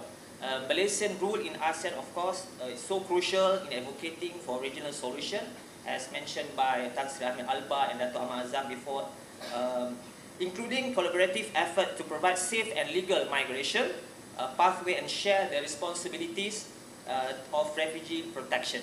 Humanitarian principles should guide national policies, ensuring that Malaysia continues to be a beacon of hope for those fleeing persecution while upholding security and social harmony. My next point, I have only another 2 points, Mr. Moderator, so that you can anticipate my time. The next point, Malaysia evolving approach to the Rohingya refugees issues. Malaysia has historically supported the Rohingya cause with strong advocacy in international forum and humanitarian assistance on the ground. However, the changing policies have posed new challenges, including restriction on refugees' rights, increased detention, and border security measures. Despite these challenges, humanitarian organizations such as Global Peace Mission Malaysia remain steadfast in advocating for policies that uphold human dignity while balancing national security concern. The spirit of humanitarianism must continue to guide Malaysia's approach, ensuring that effort to protect refugees align with its values of compassion and regional solidarity. My last point, Mr. Moderator. You stare at me. Okay.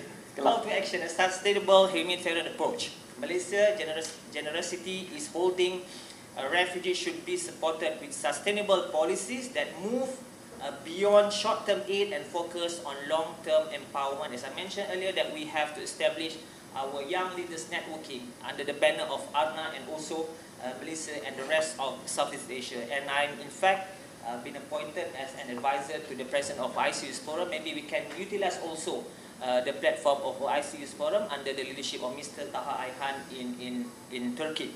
Maybe we can explore, Mr. Nurul, working closely with the OIC Youth Forum to have a better connection and collaboration with the OIC Youth leader. Government, businesses, and humanitarian organizations must collaborate to create an environment where refugees can rebuild their life with dignity and contribute meaningfully to society. The role of humanitarian actors is not just to provide relief, but to restore hope, especially for the young generation that will inherit the baton, dignity and opportunities for those in need. As a nation that values justice and compassion, Malaysia can lead by example in shaping more humane and sustainable response to the refugee crisis. My closing statement. Brothers and sisters, the Rohingya are not just victims of crisis, they are individuals with resilience, skill, and the desire to rebuild their life. A humanitarian approach demands that we see them not as a burden, but as part of the shared human responsibility to protect, empower, and uplift those in need. So this is our main challenge and main task, to educate our young fellows Malaysian to accept better our fellows brothers, not only Rohingya but Palestine, Syrian refugees, and so on and so forth, as part of our brothers and sisters in humanity. The last one, brothers and sisters, our mission is to prove to provide more than just aid. It is to restore, as I mentioned earlier, dignity, create opportunities, and foster hope for a future where a refugee can live, work, thrive, and with respect and security. With that, thank you very much. Thank you very much. Thank you very much. Dr.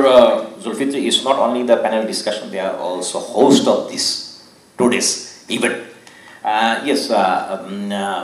Earlier I mentioned that Malaysia is now the hosting largest number of Rohingya, displaced Rohingya among the ASEAN countries.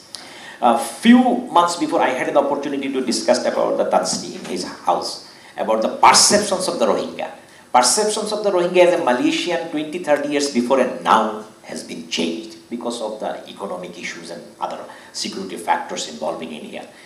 When we studied in the migration and refugee law, we are always talking about why Malaysia is not in signatory of the Refugee Convention. But the reality is, non-signatory country Pakistan hosting largest number of Afghan refugees since 1970s. Bangladesh, non-signatory countries hosting the number, you know, the Rohingya refugees 1979. Malaysia, not hosting country. Not only the Rohingya, from 1970s when the Indochina, the Vietnam crisis, and I think so I was coming from the Terengganu, I know the island. Until 1996, Vietnamese refugees are in Terengganu. So if we say that Malaysia is not signing party, yes, the list of the non-signing parties are hosted largest number of refugees. In ASEAN, who is the signing party of the Refugee Convention? Philippines has not much liabilities of the refugees. Cambodia, I think so, or Afghanistan is a refugee signing party. It's not meaningless. Meaningless because they are not refugee receiving countries rather than refugee sending countries. So we should not generalize that you are not refugee signing country, you are not doing this. But Alhamdulillah, what they are doing, we should have to say that Alhamdulillah, you are hosted large number of people such as Pakistan, Bangladesh, Malaysia. Yes, it is coming from the Ummah concept and the solidarity with the Muslim brothers and sisters. Okay, now I would like to invite Brother Nizamul Hassan, who is representative for the Arakan Rohingya National Alliance. And Nizam was also displaced family members, grown up in Makkah and now at this moment living in United Kingdom. Basically, the professionalism, IT professionals, and he has been working on the Rohingya human rights, different sustainable development. And Mr. Hassan has dedicated his life to positively impacting the Rohingya people and the marginalized community. He is also the executive member of this Forum Arakan Rohingya National Alliance. Mr. Nizam, I think you should focus on from the Rohingya perspectives. Thank you. Bismillah ar-Rahman ar-Rahim. Ladies and gentlemen, distinguished guests and fellow panelists, Assalamu alaikum wa rahmatullahi wa barakatuh.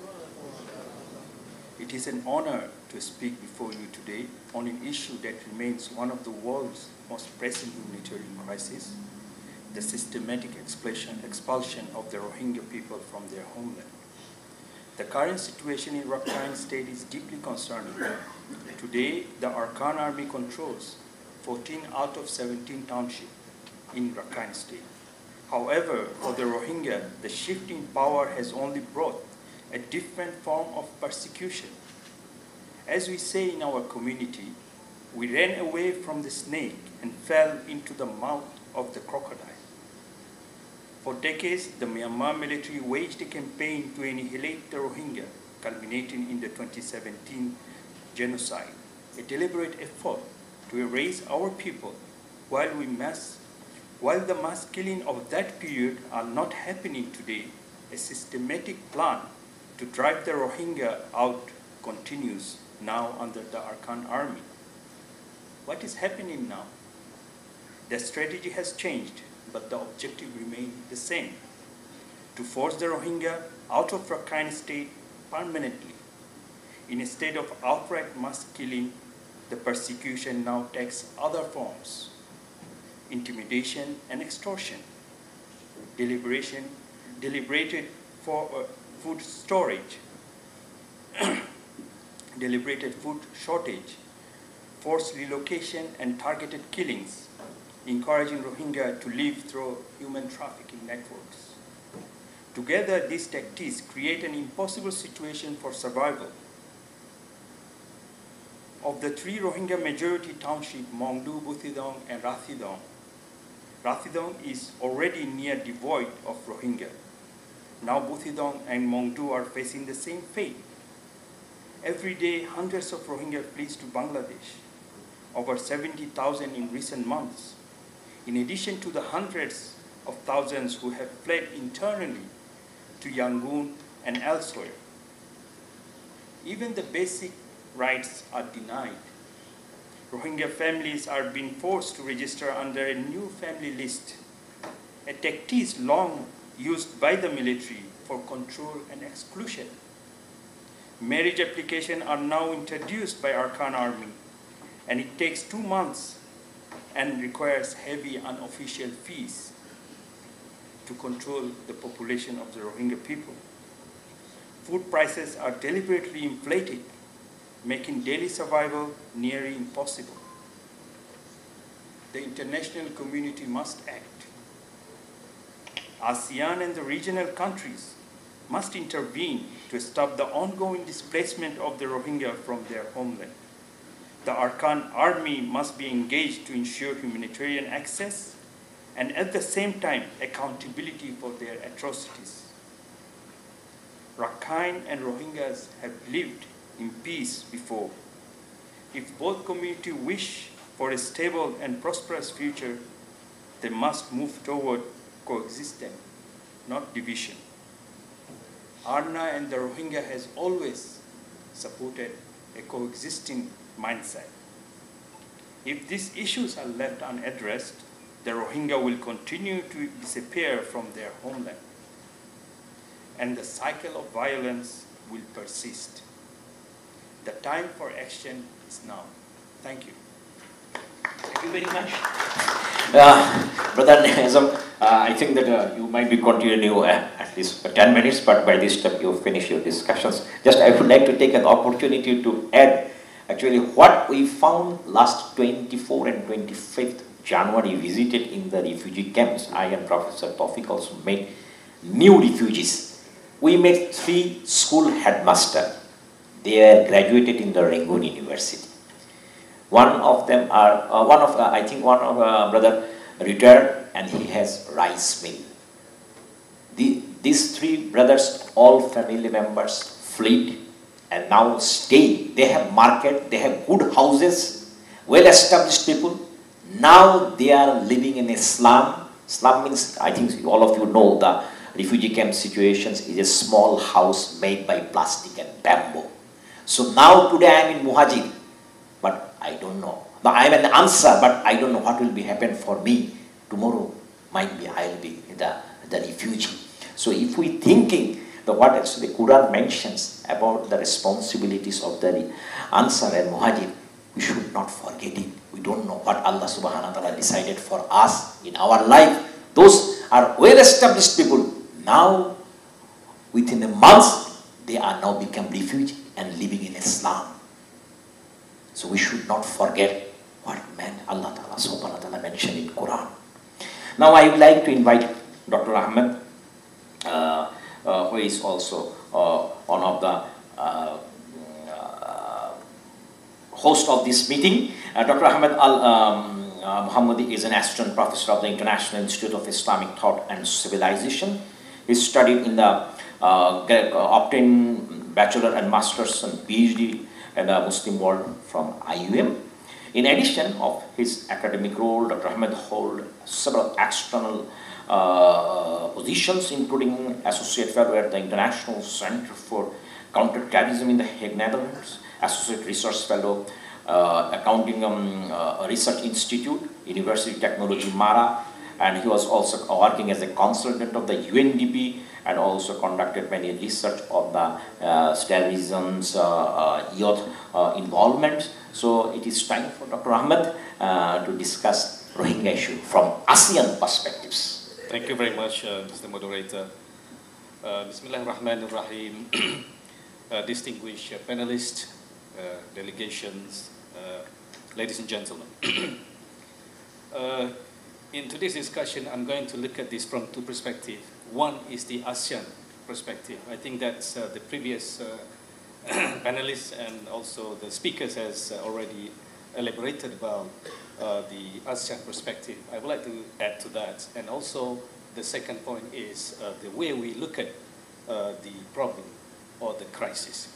So let me begin by looking at the ASEAN view of the Rohingya crisis. Number one, I would say the ASEAN perspective with regards to the Rohingya crisis or Rohingya issues is the combination of the complexity and the mix, driven by the constraint, opportunities, and a lot of other variables that actually put ASEAN in a very, very tight situation. Because when we look at what ASEAN did for the past many years, because ASEAN, as you know, is one of the most complex, diverse, multinational organization founded 57 years ago.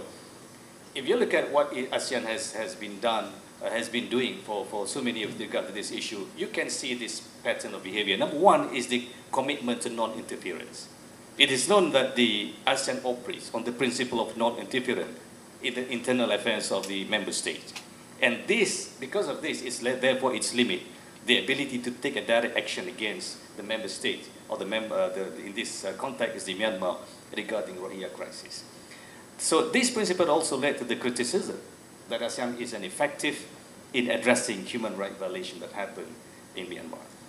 However, the second point here is the humanitarian assistance and engagement. As you can see, ASEAN through ASEAN Coordination Center for Humanitarian Assistance on Disaster Management, AHA Center, has provided humanitarian aid to displaced Rohingyas in Myanmar's Rakhine State. However, it is, if you look at what they did, it is largely logistical rather than political, and it's avoid confronting Myanmar directly on human rights violation. I think this is another limitation.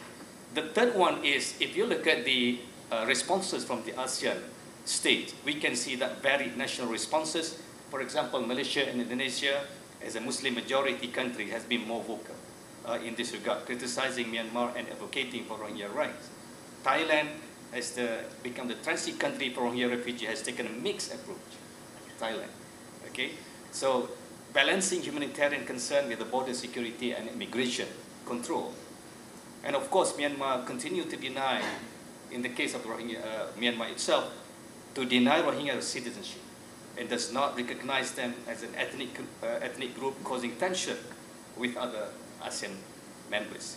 And of course, the other ASEAN nations, for example, Singapore and the Philippines, has taken more neutral stance. They more prioritize the regional stability and cautious approach in this context. But you also can see that what ASEAN did is based on the summit and diplomatic effort. You can see this happen. ASEAN has issued statement calling for peaceful solution and voluntary, safe, and dignified repatriation of Rohingya refugees. So it's quite cautious.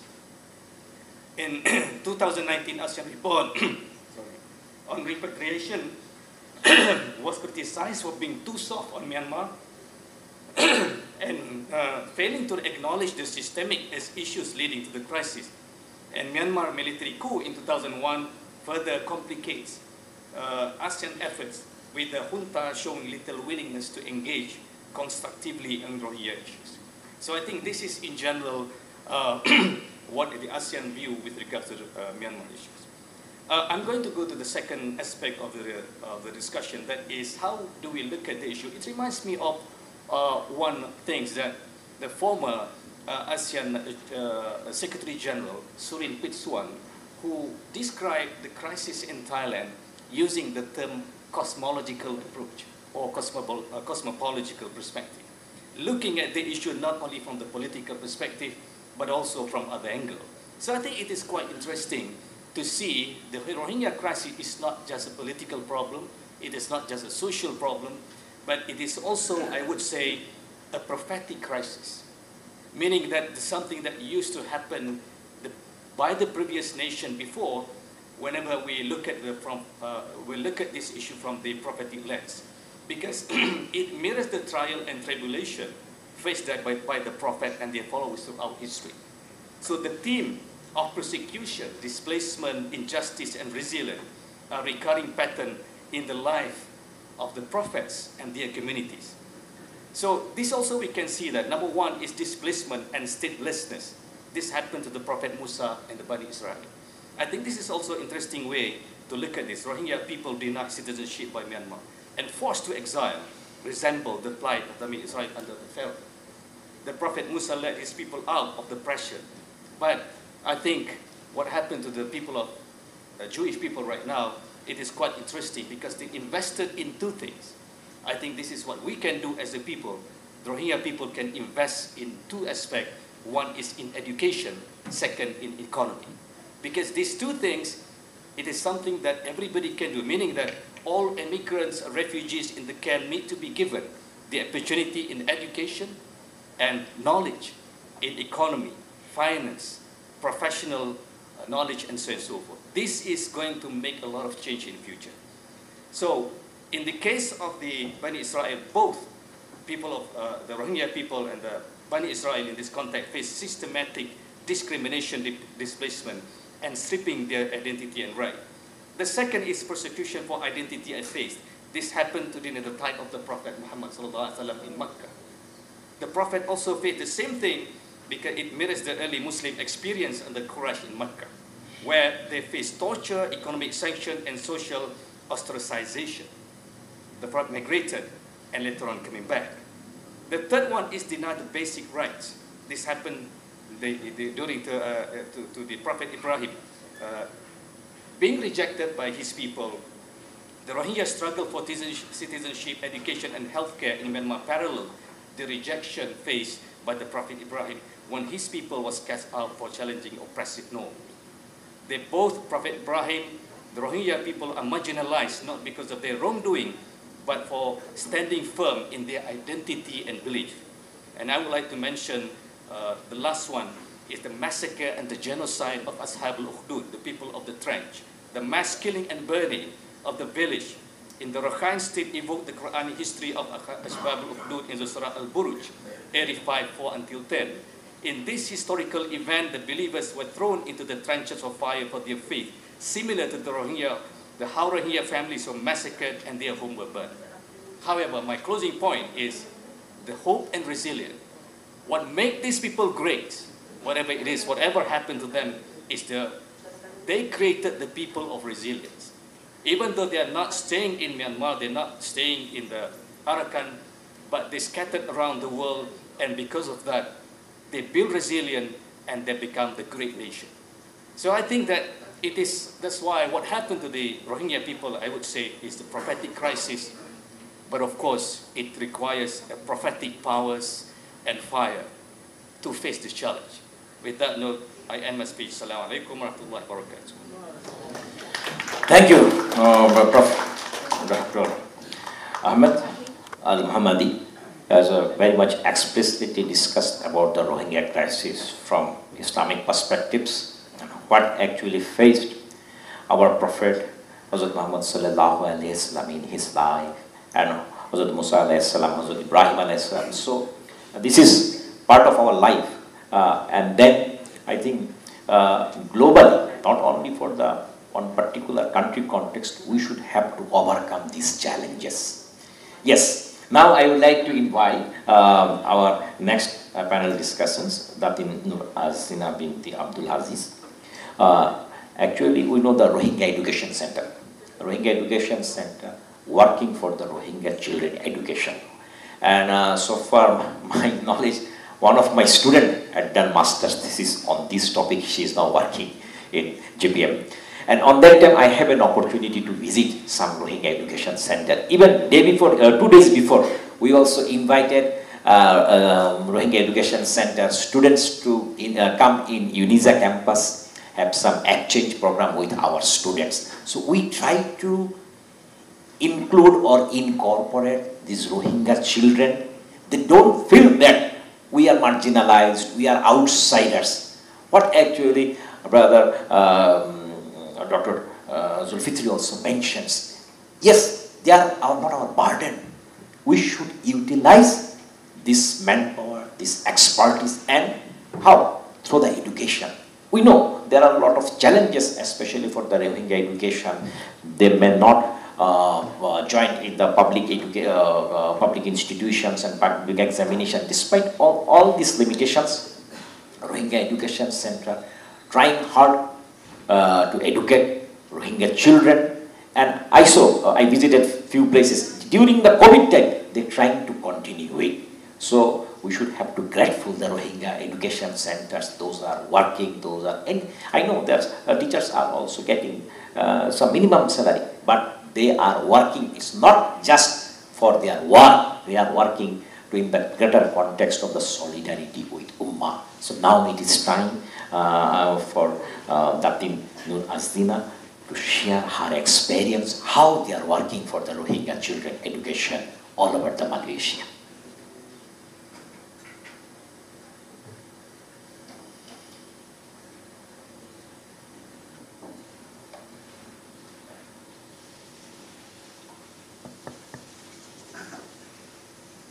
Bismillahirrahmanirrahim.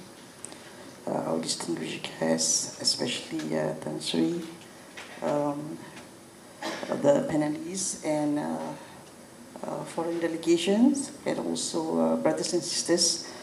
Assalamu alaikum warahmatullahi wabarakatuh. I'm a person who works on the ground, and I do not touch much on advocacy, on concepts, on theories whatsoever, of philosophies and so on.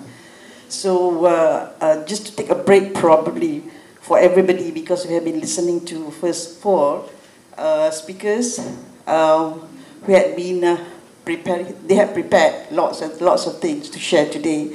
But to take a break from there, I think I would just like to share what we have done with the kids. Majority are the Rohingya kids. I think at least 95% of our students are the Rohingya children. And it's a big joy. I think Dr. Jafitri and also the rest had touched on the importance of education. And yes, it is a very big challenge. If you think about the challenges, the constraints, if I consider those, I think I would have withdrawn before I make a decision to come into this particular project for these students. It is a big challenge.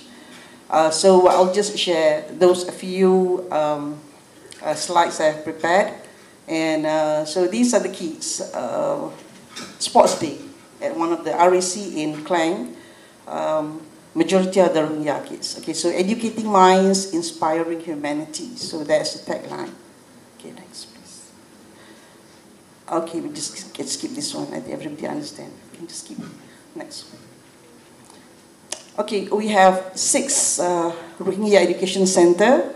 We have changed the name, by the way, due to the request by the Ministry of Education. And we have a new name, actually, even though we still maintain the REC. And I think even though we changed the name, everybody knows that our kids are the Rohingya kids. So we started back in 2010 in Penang, and then in Klang, in Kuantan, in Gombak, Kuala Terengganu, and finally our secondary school. So at the moment we have 6 schools focusing more on the primary kids, and 1 school in Penang is only for the secondary. Okay, next please. I'll just go very briefly on this.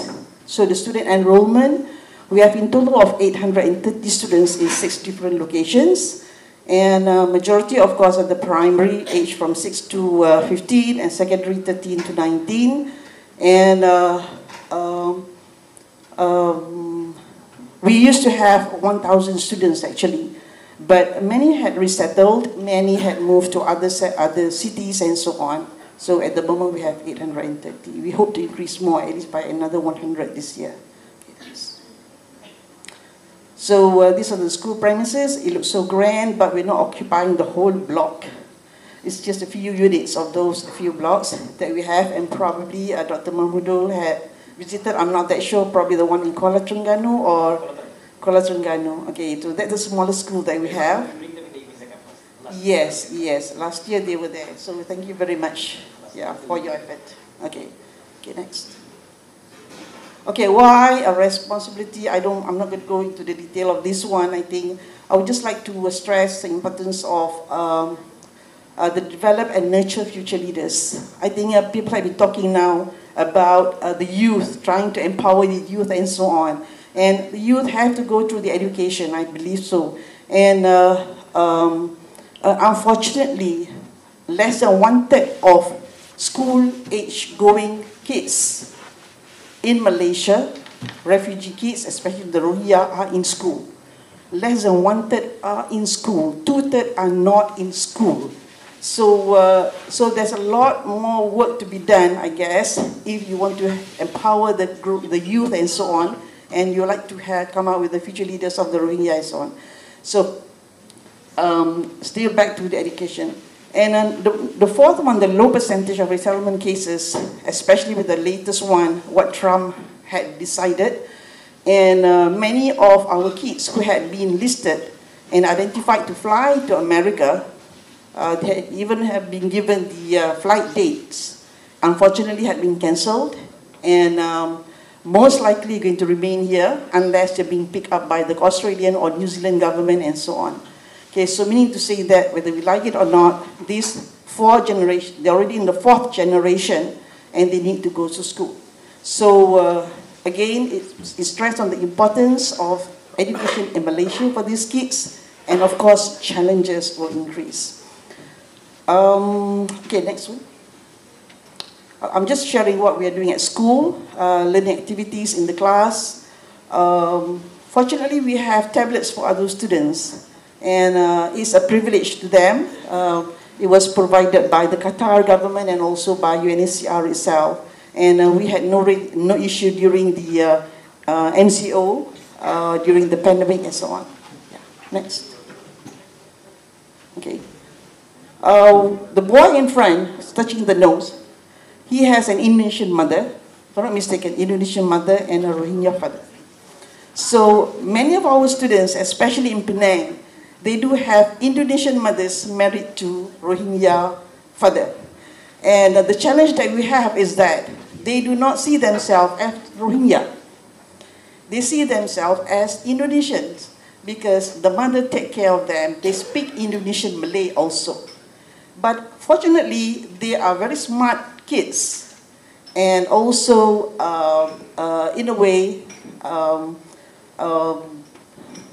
it's a challenge to us. Because we keep on telling them that you are not a Malaysian, you are not an Indonesian, you are not a Malay, you are a Rohingya. And they never understand that because they do not experience what life is in the camps in Bangladesh or even in Arakan. And especially with Indonesian mothers who are very close to other Indonesian mothers also. Okay, so I think that's one of those challenges for our teachers actually, and also for the Rohingya community probably in the near future. Okay, next please. Yeah, these are just activities at school. Okay, next. Okay, can we just go back to just now? Go back just now. Back, not to the front, to the back. Yeah, that's all. Yes, and so back tadi. Next one. Lagi, yang solat tadi tu. Depan, bukan belakang. Depan. Lagi. This one, okay. Okay, when we started back in 2010 at our school, we agreed with the madrasah ustaz. At the point in time, because we started off helping the refugees, the Rohingya, back in 2006, we tried to assist them with trying to find funds to pay for their rental and so on, for the ustaz and so on. So it was strictly on Fardu Ain, on Quranic studies and so on. But unfortunately that after 4 to 5 years, we found out that nothing much has progressed. And we believe that there is to be some kind of academic input for these students for their future. And back in 2010, we came to know that UNHCR had some fund allocated for education projects for the refugees. And it was taken up by the non-Muslim NGO. So it is a challenge to us as a Muslim-based NGO to do something for the Rohingya kids. And so we pick up that opportunity and we agreed with the madrasa, with the ustaz that, okay, we'll offer academic education half of the day, and after school they will go to the madrasa for their religious activities. By the same time at the school, we still offer the Islamic studies. Okay, so it's still, even though it's still a big challenge because they claim them to be that, no, you are different, we are with the Mazhab Hanafi, you are with Mazhab Shafi'i, so that's still an issue with the parents also, I think. Those are very basic things anyway, but had to be handled. Okay, next. Okay, sports and extracurricular activities, I think we work very well with international schools, even because most of the public schools, they have to have clearance from the state department and so on. So it's easy to work with the international schools, and also with the universities, including UNISA, also International Islamic University. In fact, many of the universities in Malaysia are working very closely with our schools, even though it's a state university. Okay. Okay, next. Yes. Okay, appreciation award. We do this every year, and especially for those who have completed their primary education. Okay, next. Okay, we have our Umatik teachers. As mentioned by Dr. Mahmudul just now, teachers are underpaid, under minimum wage, and of course, we will have government authorities or agencies going after us for paying teachers under minimum wage. But we still have our very dedicated team of teachers without teaching experience, without teaching background, but still willing to work with us, to remain with us, to ensure that these students deserve what they deserve. Okay. Community engagement and development also. So teachers do outreach. We also work along with other NGOs that provide health facilities, health screening, and so on. Next. Okay. Okay, we have the two pictures top. That is mobile library. It's provided by the Selangor State Library. So it is a privilege to the refugee community, not only for the Rohingya, because Selangor State Library, they are willing to provide this service, who will go from one community to another. So children, parents, or whoever have access to these books, and also they have all kinds of activities for the kids and also for the parents. Yeah. Okay. These are this voluntary community, and our kids go to the community to assist with cleaning up the environment, cleaning up the graveyards, and so on. Next. Okay, there's too many success stories. It's only 13 here, but we have more than that actually. Okay, despite the challenges and so on. But I'm happy to share 1, 2, 3, 4, 5. Let me see. Number six, the teen completed secondary education. It's a small number, but it makes a big difference. Okay, so recently we have another 12 students who have completed. So we have more than 20 who have completed education, and we have right now 1 student at a local private university. We have 3 students are now in Philippines with a full scholarship by the Asian Philanthropy Circle. We also have our alumni in America, especially in New Zealand also, and those in America, one had she's going to complete her medical degree, one completed nursing, one engineering, and many, many more. Okay, so meaning to say that these students, they have the potential given the opportunity, and it has been proven. Okay. Okay, next. Okay, I'm just sharing this. This is a book we have published. My Life as a Stateless is written in Malay, written by 14 children of ours, our kids, short stories about the experience, including those who came from Arakan and also those who were born in Malaysia. So we hope to get this translated into English or other languages. So we have published this book. And the second one, next. Okay, this book is written by the teachers. and also volunteers among the Rohingya community about the experience also. Okay, so it's a small initiative, but we hope with these books we can create awareness about how our children is going through their life, their last experience and so on, and hopefully we can get this to the public. Okay, next. So the challenges: no access to public examination at the moment, even though we have more than 20 already set for the Malaysian SPM examination, but the coming years we have to switch to IGCSE examination or GED. So that's very unfortunate because that's what is being stated by the Ministry of Education of Malaysia.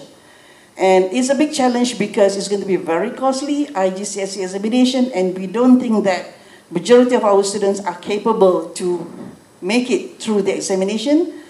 Yeah, the cost is about 4,000 to 6,000 examination fee per child. So that's very impossible or ridiculous. I can say that books are very expensive, difficult to get teachers and so on. And so not many will be able to go through the secondary education and, of course, tertiary level.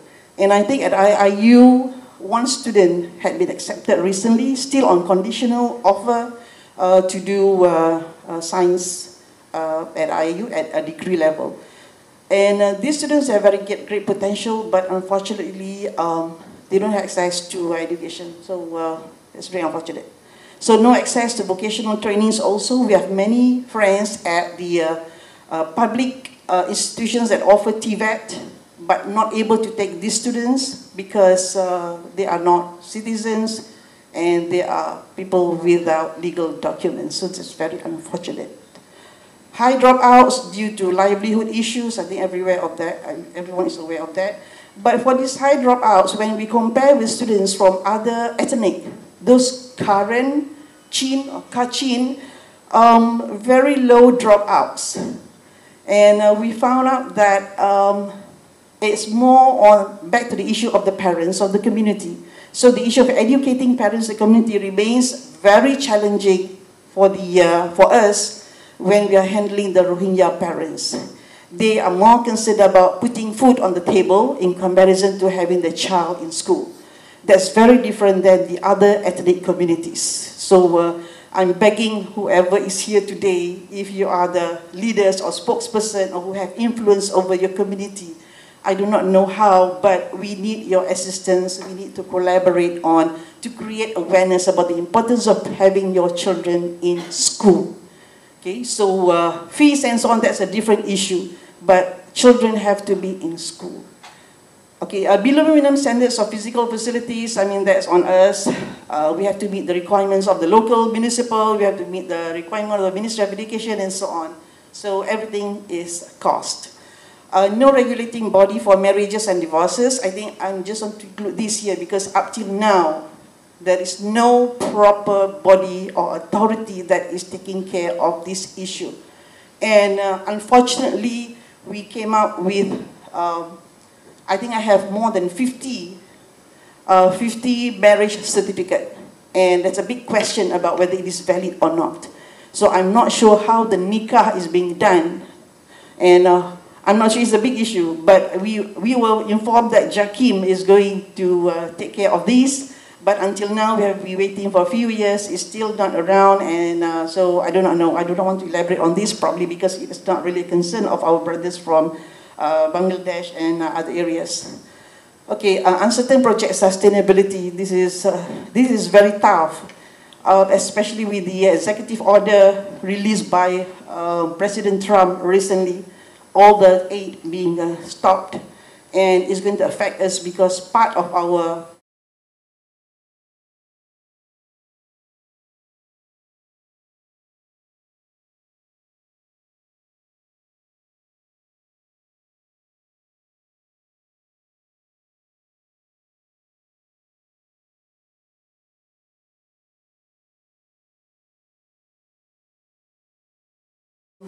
cost is increasing, but at the same time, fundraising is a very challenging part, and we are hoping to fundraise from the overseas sources. Probably our brothers in UK is able to assist us. through your diaspora and so on.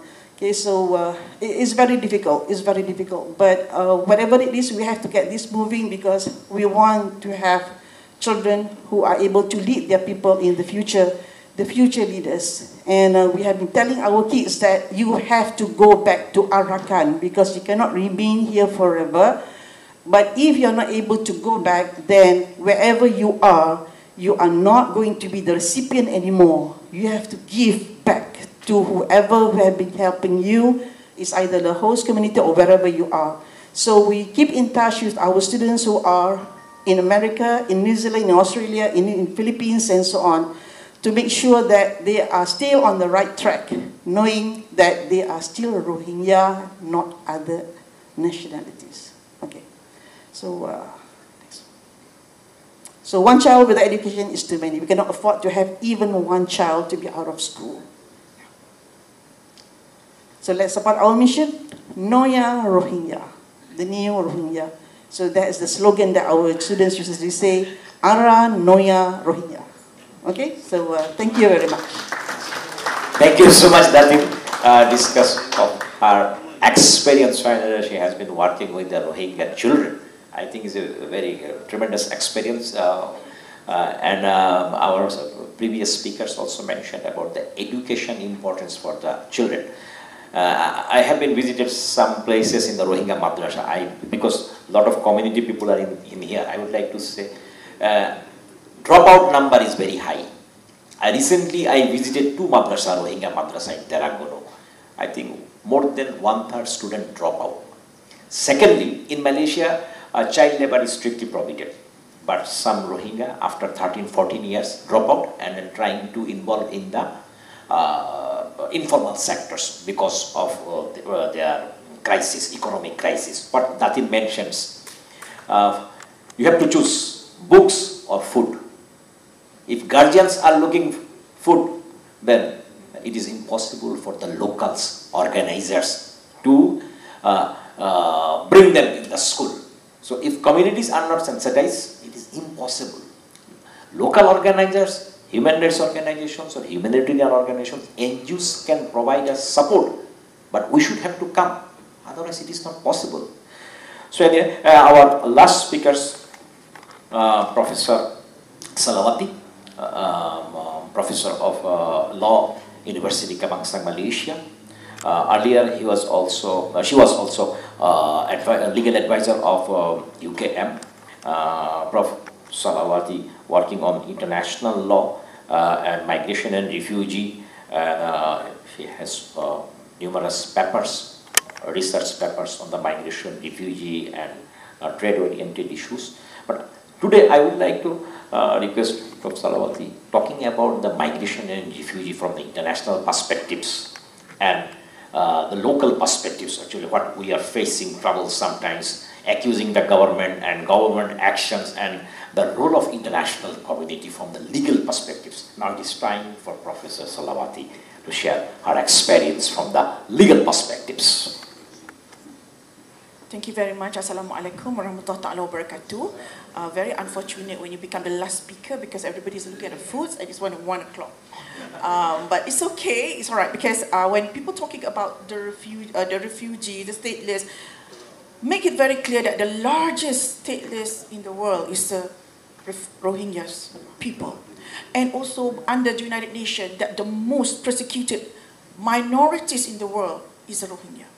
It's a very sad story, and people forget about it because we are looking at Gaza, we're looking about Ukraine, we're looking about Sudan, Congo, you name it. But we already have the international standard by ICJ regarding Rohingya, but no one would like to talk about it and no one to enhance it.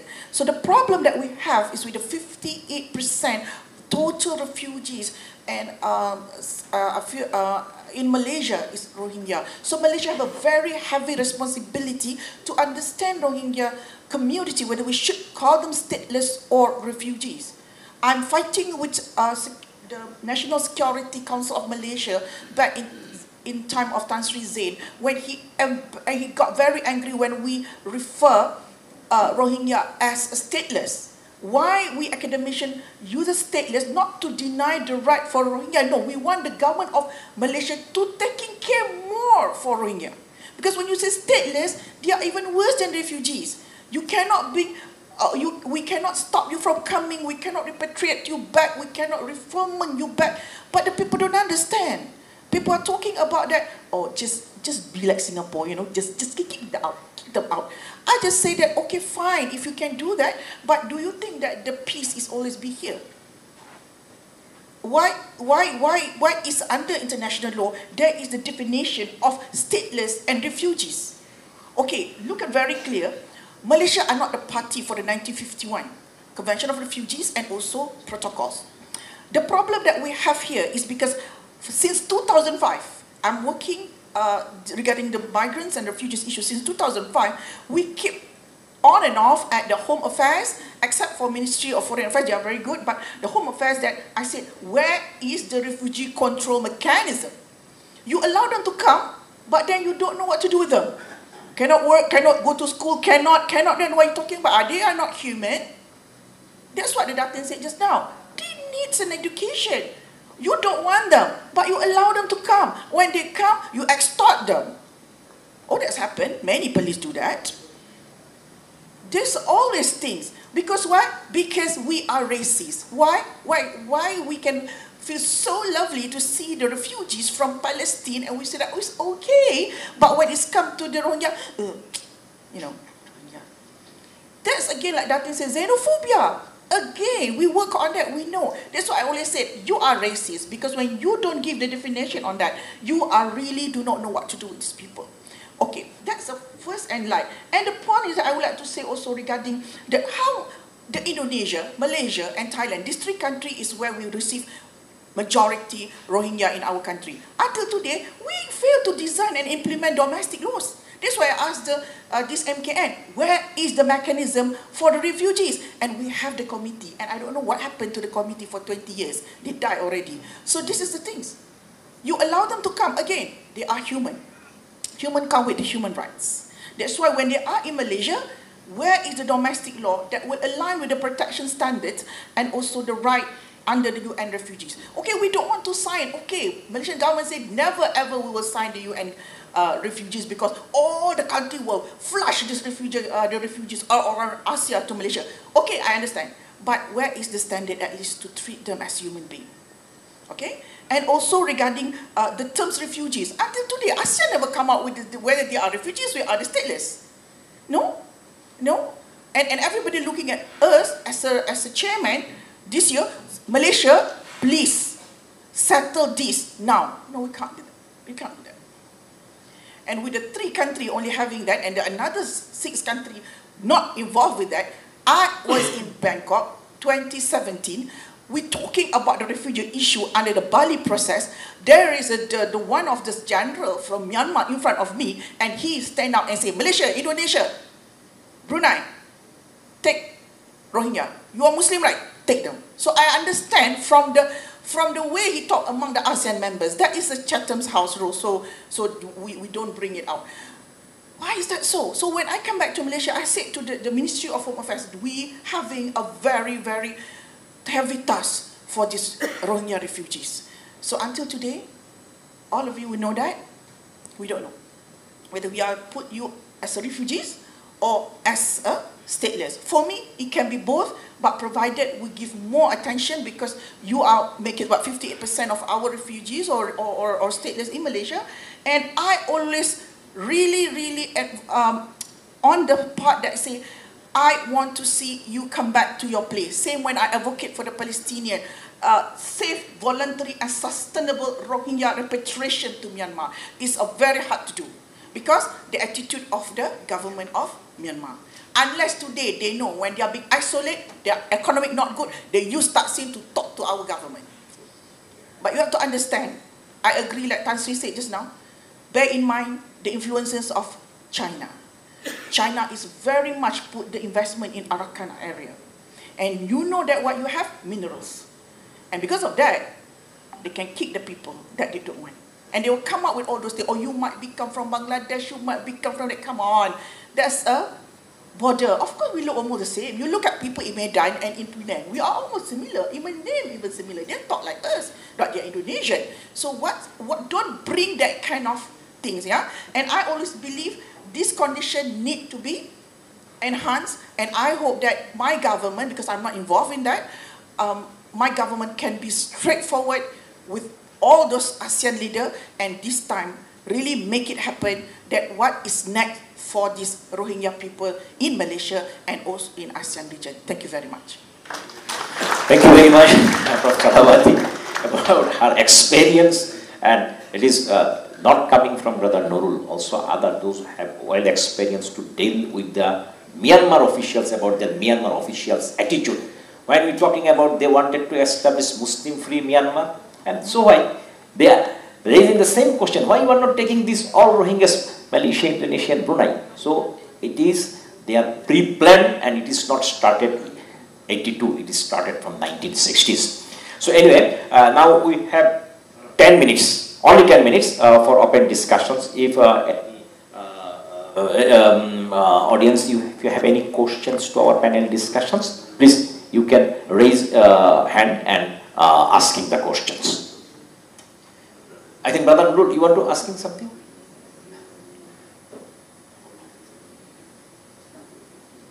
Okay.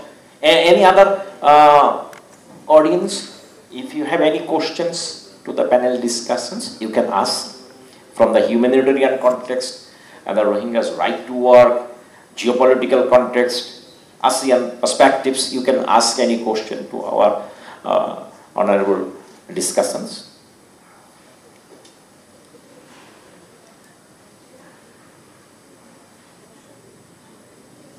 Okay, please.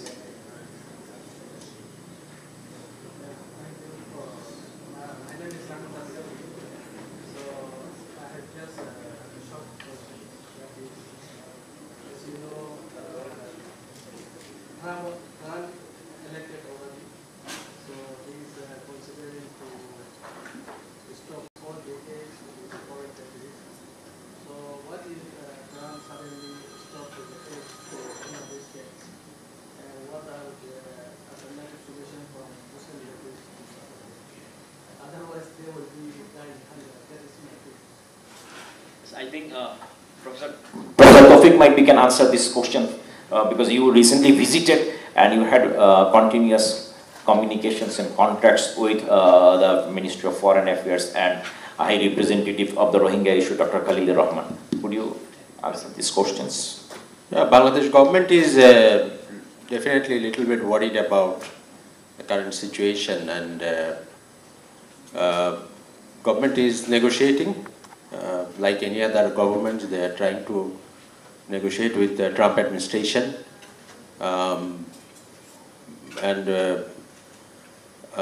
Also there are lots of discussion going on that the alternative sources other than the American support. But as you can understand, in the camp, the US support is the largest till now, few $100 million.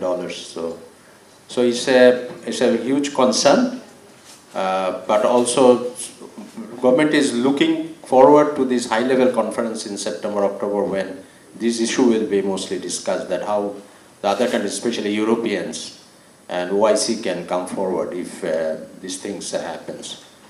Because already, according to the statistics, WFP, the allocation for the food was $12 per week per family, and it has come down to $8. So it's already going down. So it's a very serious concern for Bangladesh, and I'm sure that all other stakeholders, they will also look into it. Thank you, Professor Taufik. Any other questions to our panel discussions? Otherwise, we're going to summary of the key discussions and recommendations. Before going to, okay, Brother Sadiq. Okay.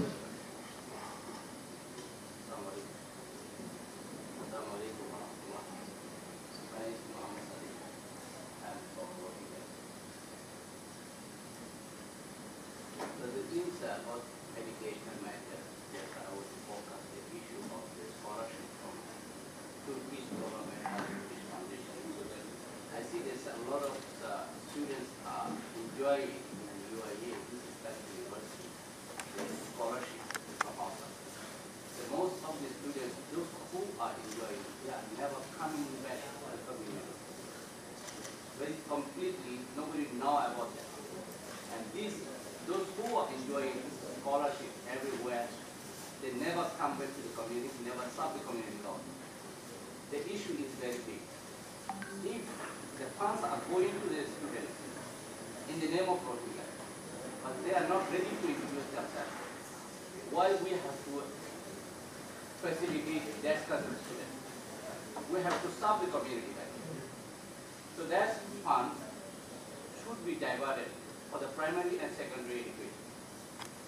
If those funds are diverted to primary and secondary education, everyone will come to the school and can do.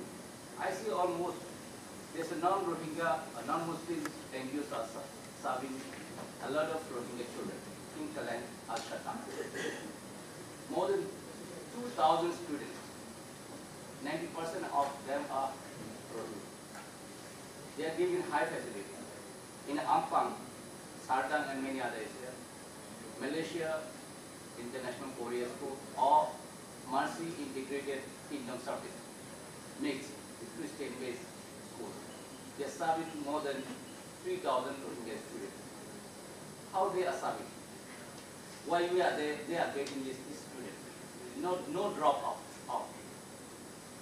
But they are also, parents are also providing money to them. What happened to them? Why we are not getting our own money? We are a community-based learning center. We are unable to run. We don't have any fund or budget to provide teachers allowance, to settle house rent, to arrange stationery books. All these things we have to reconsider. We have to make strong network with the donor organization and donor countries to convert and to divert this fund for primary and secondary education. And this is the REC Rohingya Education Center that is running 800 hours to serve. If we come to through this organization, and that this organization can support everyone for learning center to run smoothly, to contribute everywhere. This is my question, so that's what this is my comments. I'm hopeful from this conference we can divert the fund. And one more thing I want to introduce that raise the issue. A lot of non-Rohingyas are taken advantages in the name of Rohingya. They are exploited. They commit crime, and that all criminal activities, defamation goes against Rohingya. For example, sir, Bangladesh is original Bangladeshi.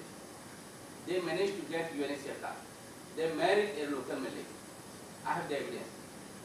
Finally, he left Bangladesh without informing anything. This lady, Malaysian Malay girl, she doesn't know whether he was Rohingya or not. He ran away because she became very angry on Rohingya. Finally, defamation goes against Rohingya. It is same similar. There's a Hindus. They are holding UNHCR card in the name of Muslim Rohingya. They are doing negative work. And then finally people say, oh, this Rohingya, he is not respecting Muslim. He never go to the mosque. Actually, he is a Hindu. So that's why we have to find a way to set up a Rohingya screening committee to choose whether he is Rohingya or not. And then for the education, these scholarship holders, whether they are serving for the Rohingya or not, we have to do. Then we can develop the community. Then we can promote this framework. Then we can work together. Then we can make change of the situation. This is my comment. Thank you very much. Thank you, Brother Sadiq, because you have an experience as a refugee in Bangladesh camps, and also you are working in here and conducting in a school. I think Datin might be knows these issues because Datin conducted many schools, and it is possible to make the network among the Rohingya schools. Yes, it is very pathetic that many peoples are exploiting the name of Rohingya, using the advantage in the name of Rohingya. This is not only these places, I think, so all over the world where the refugees are marginalized and also exploited by others, and some peoples are getting advantage in the name of refugee. That is also true. Even though third country resettlement programs, it was stopped because some Bangladeshi people also taking advantage in the name of Rohingya, and now they are settled in Australia. So there are a lot of contradictions and informations and misinformations we have. Anyway, we should have to stop because 1 o'clock and food is serving for us. So now I would like to invite Arakan Rohingya National Alliance's Foreign Secretary Dr. Laming to summarize the whole discussions and read the recommendations of this today's event. Dr. Laming, Foreign Secretary, Rohingya National Alliance.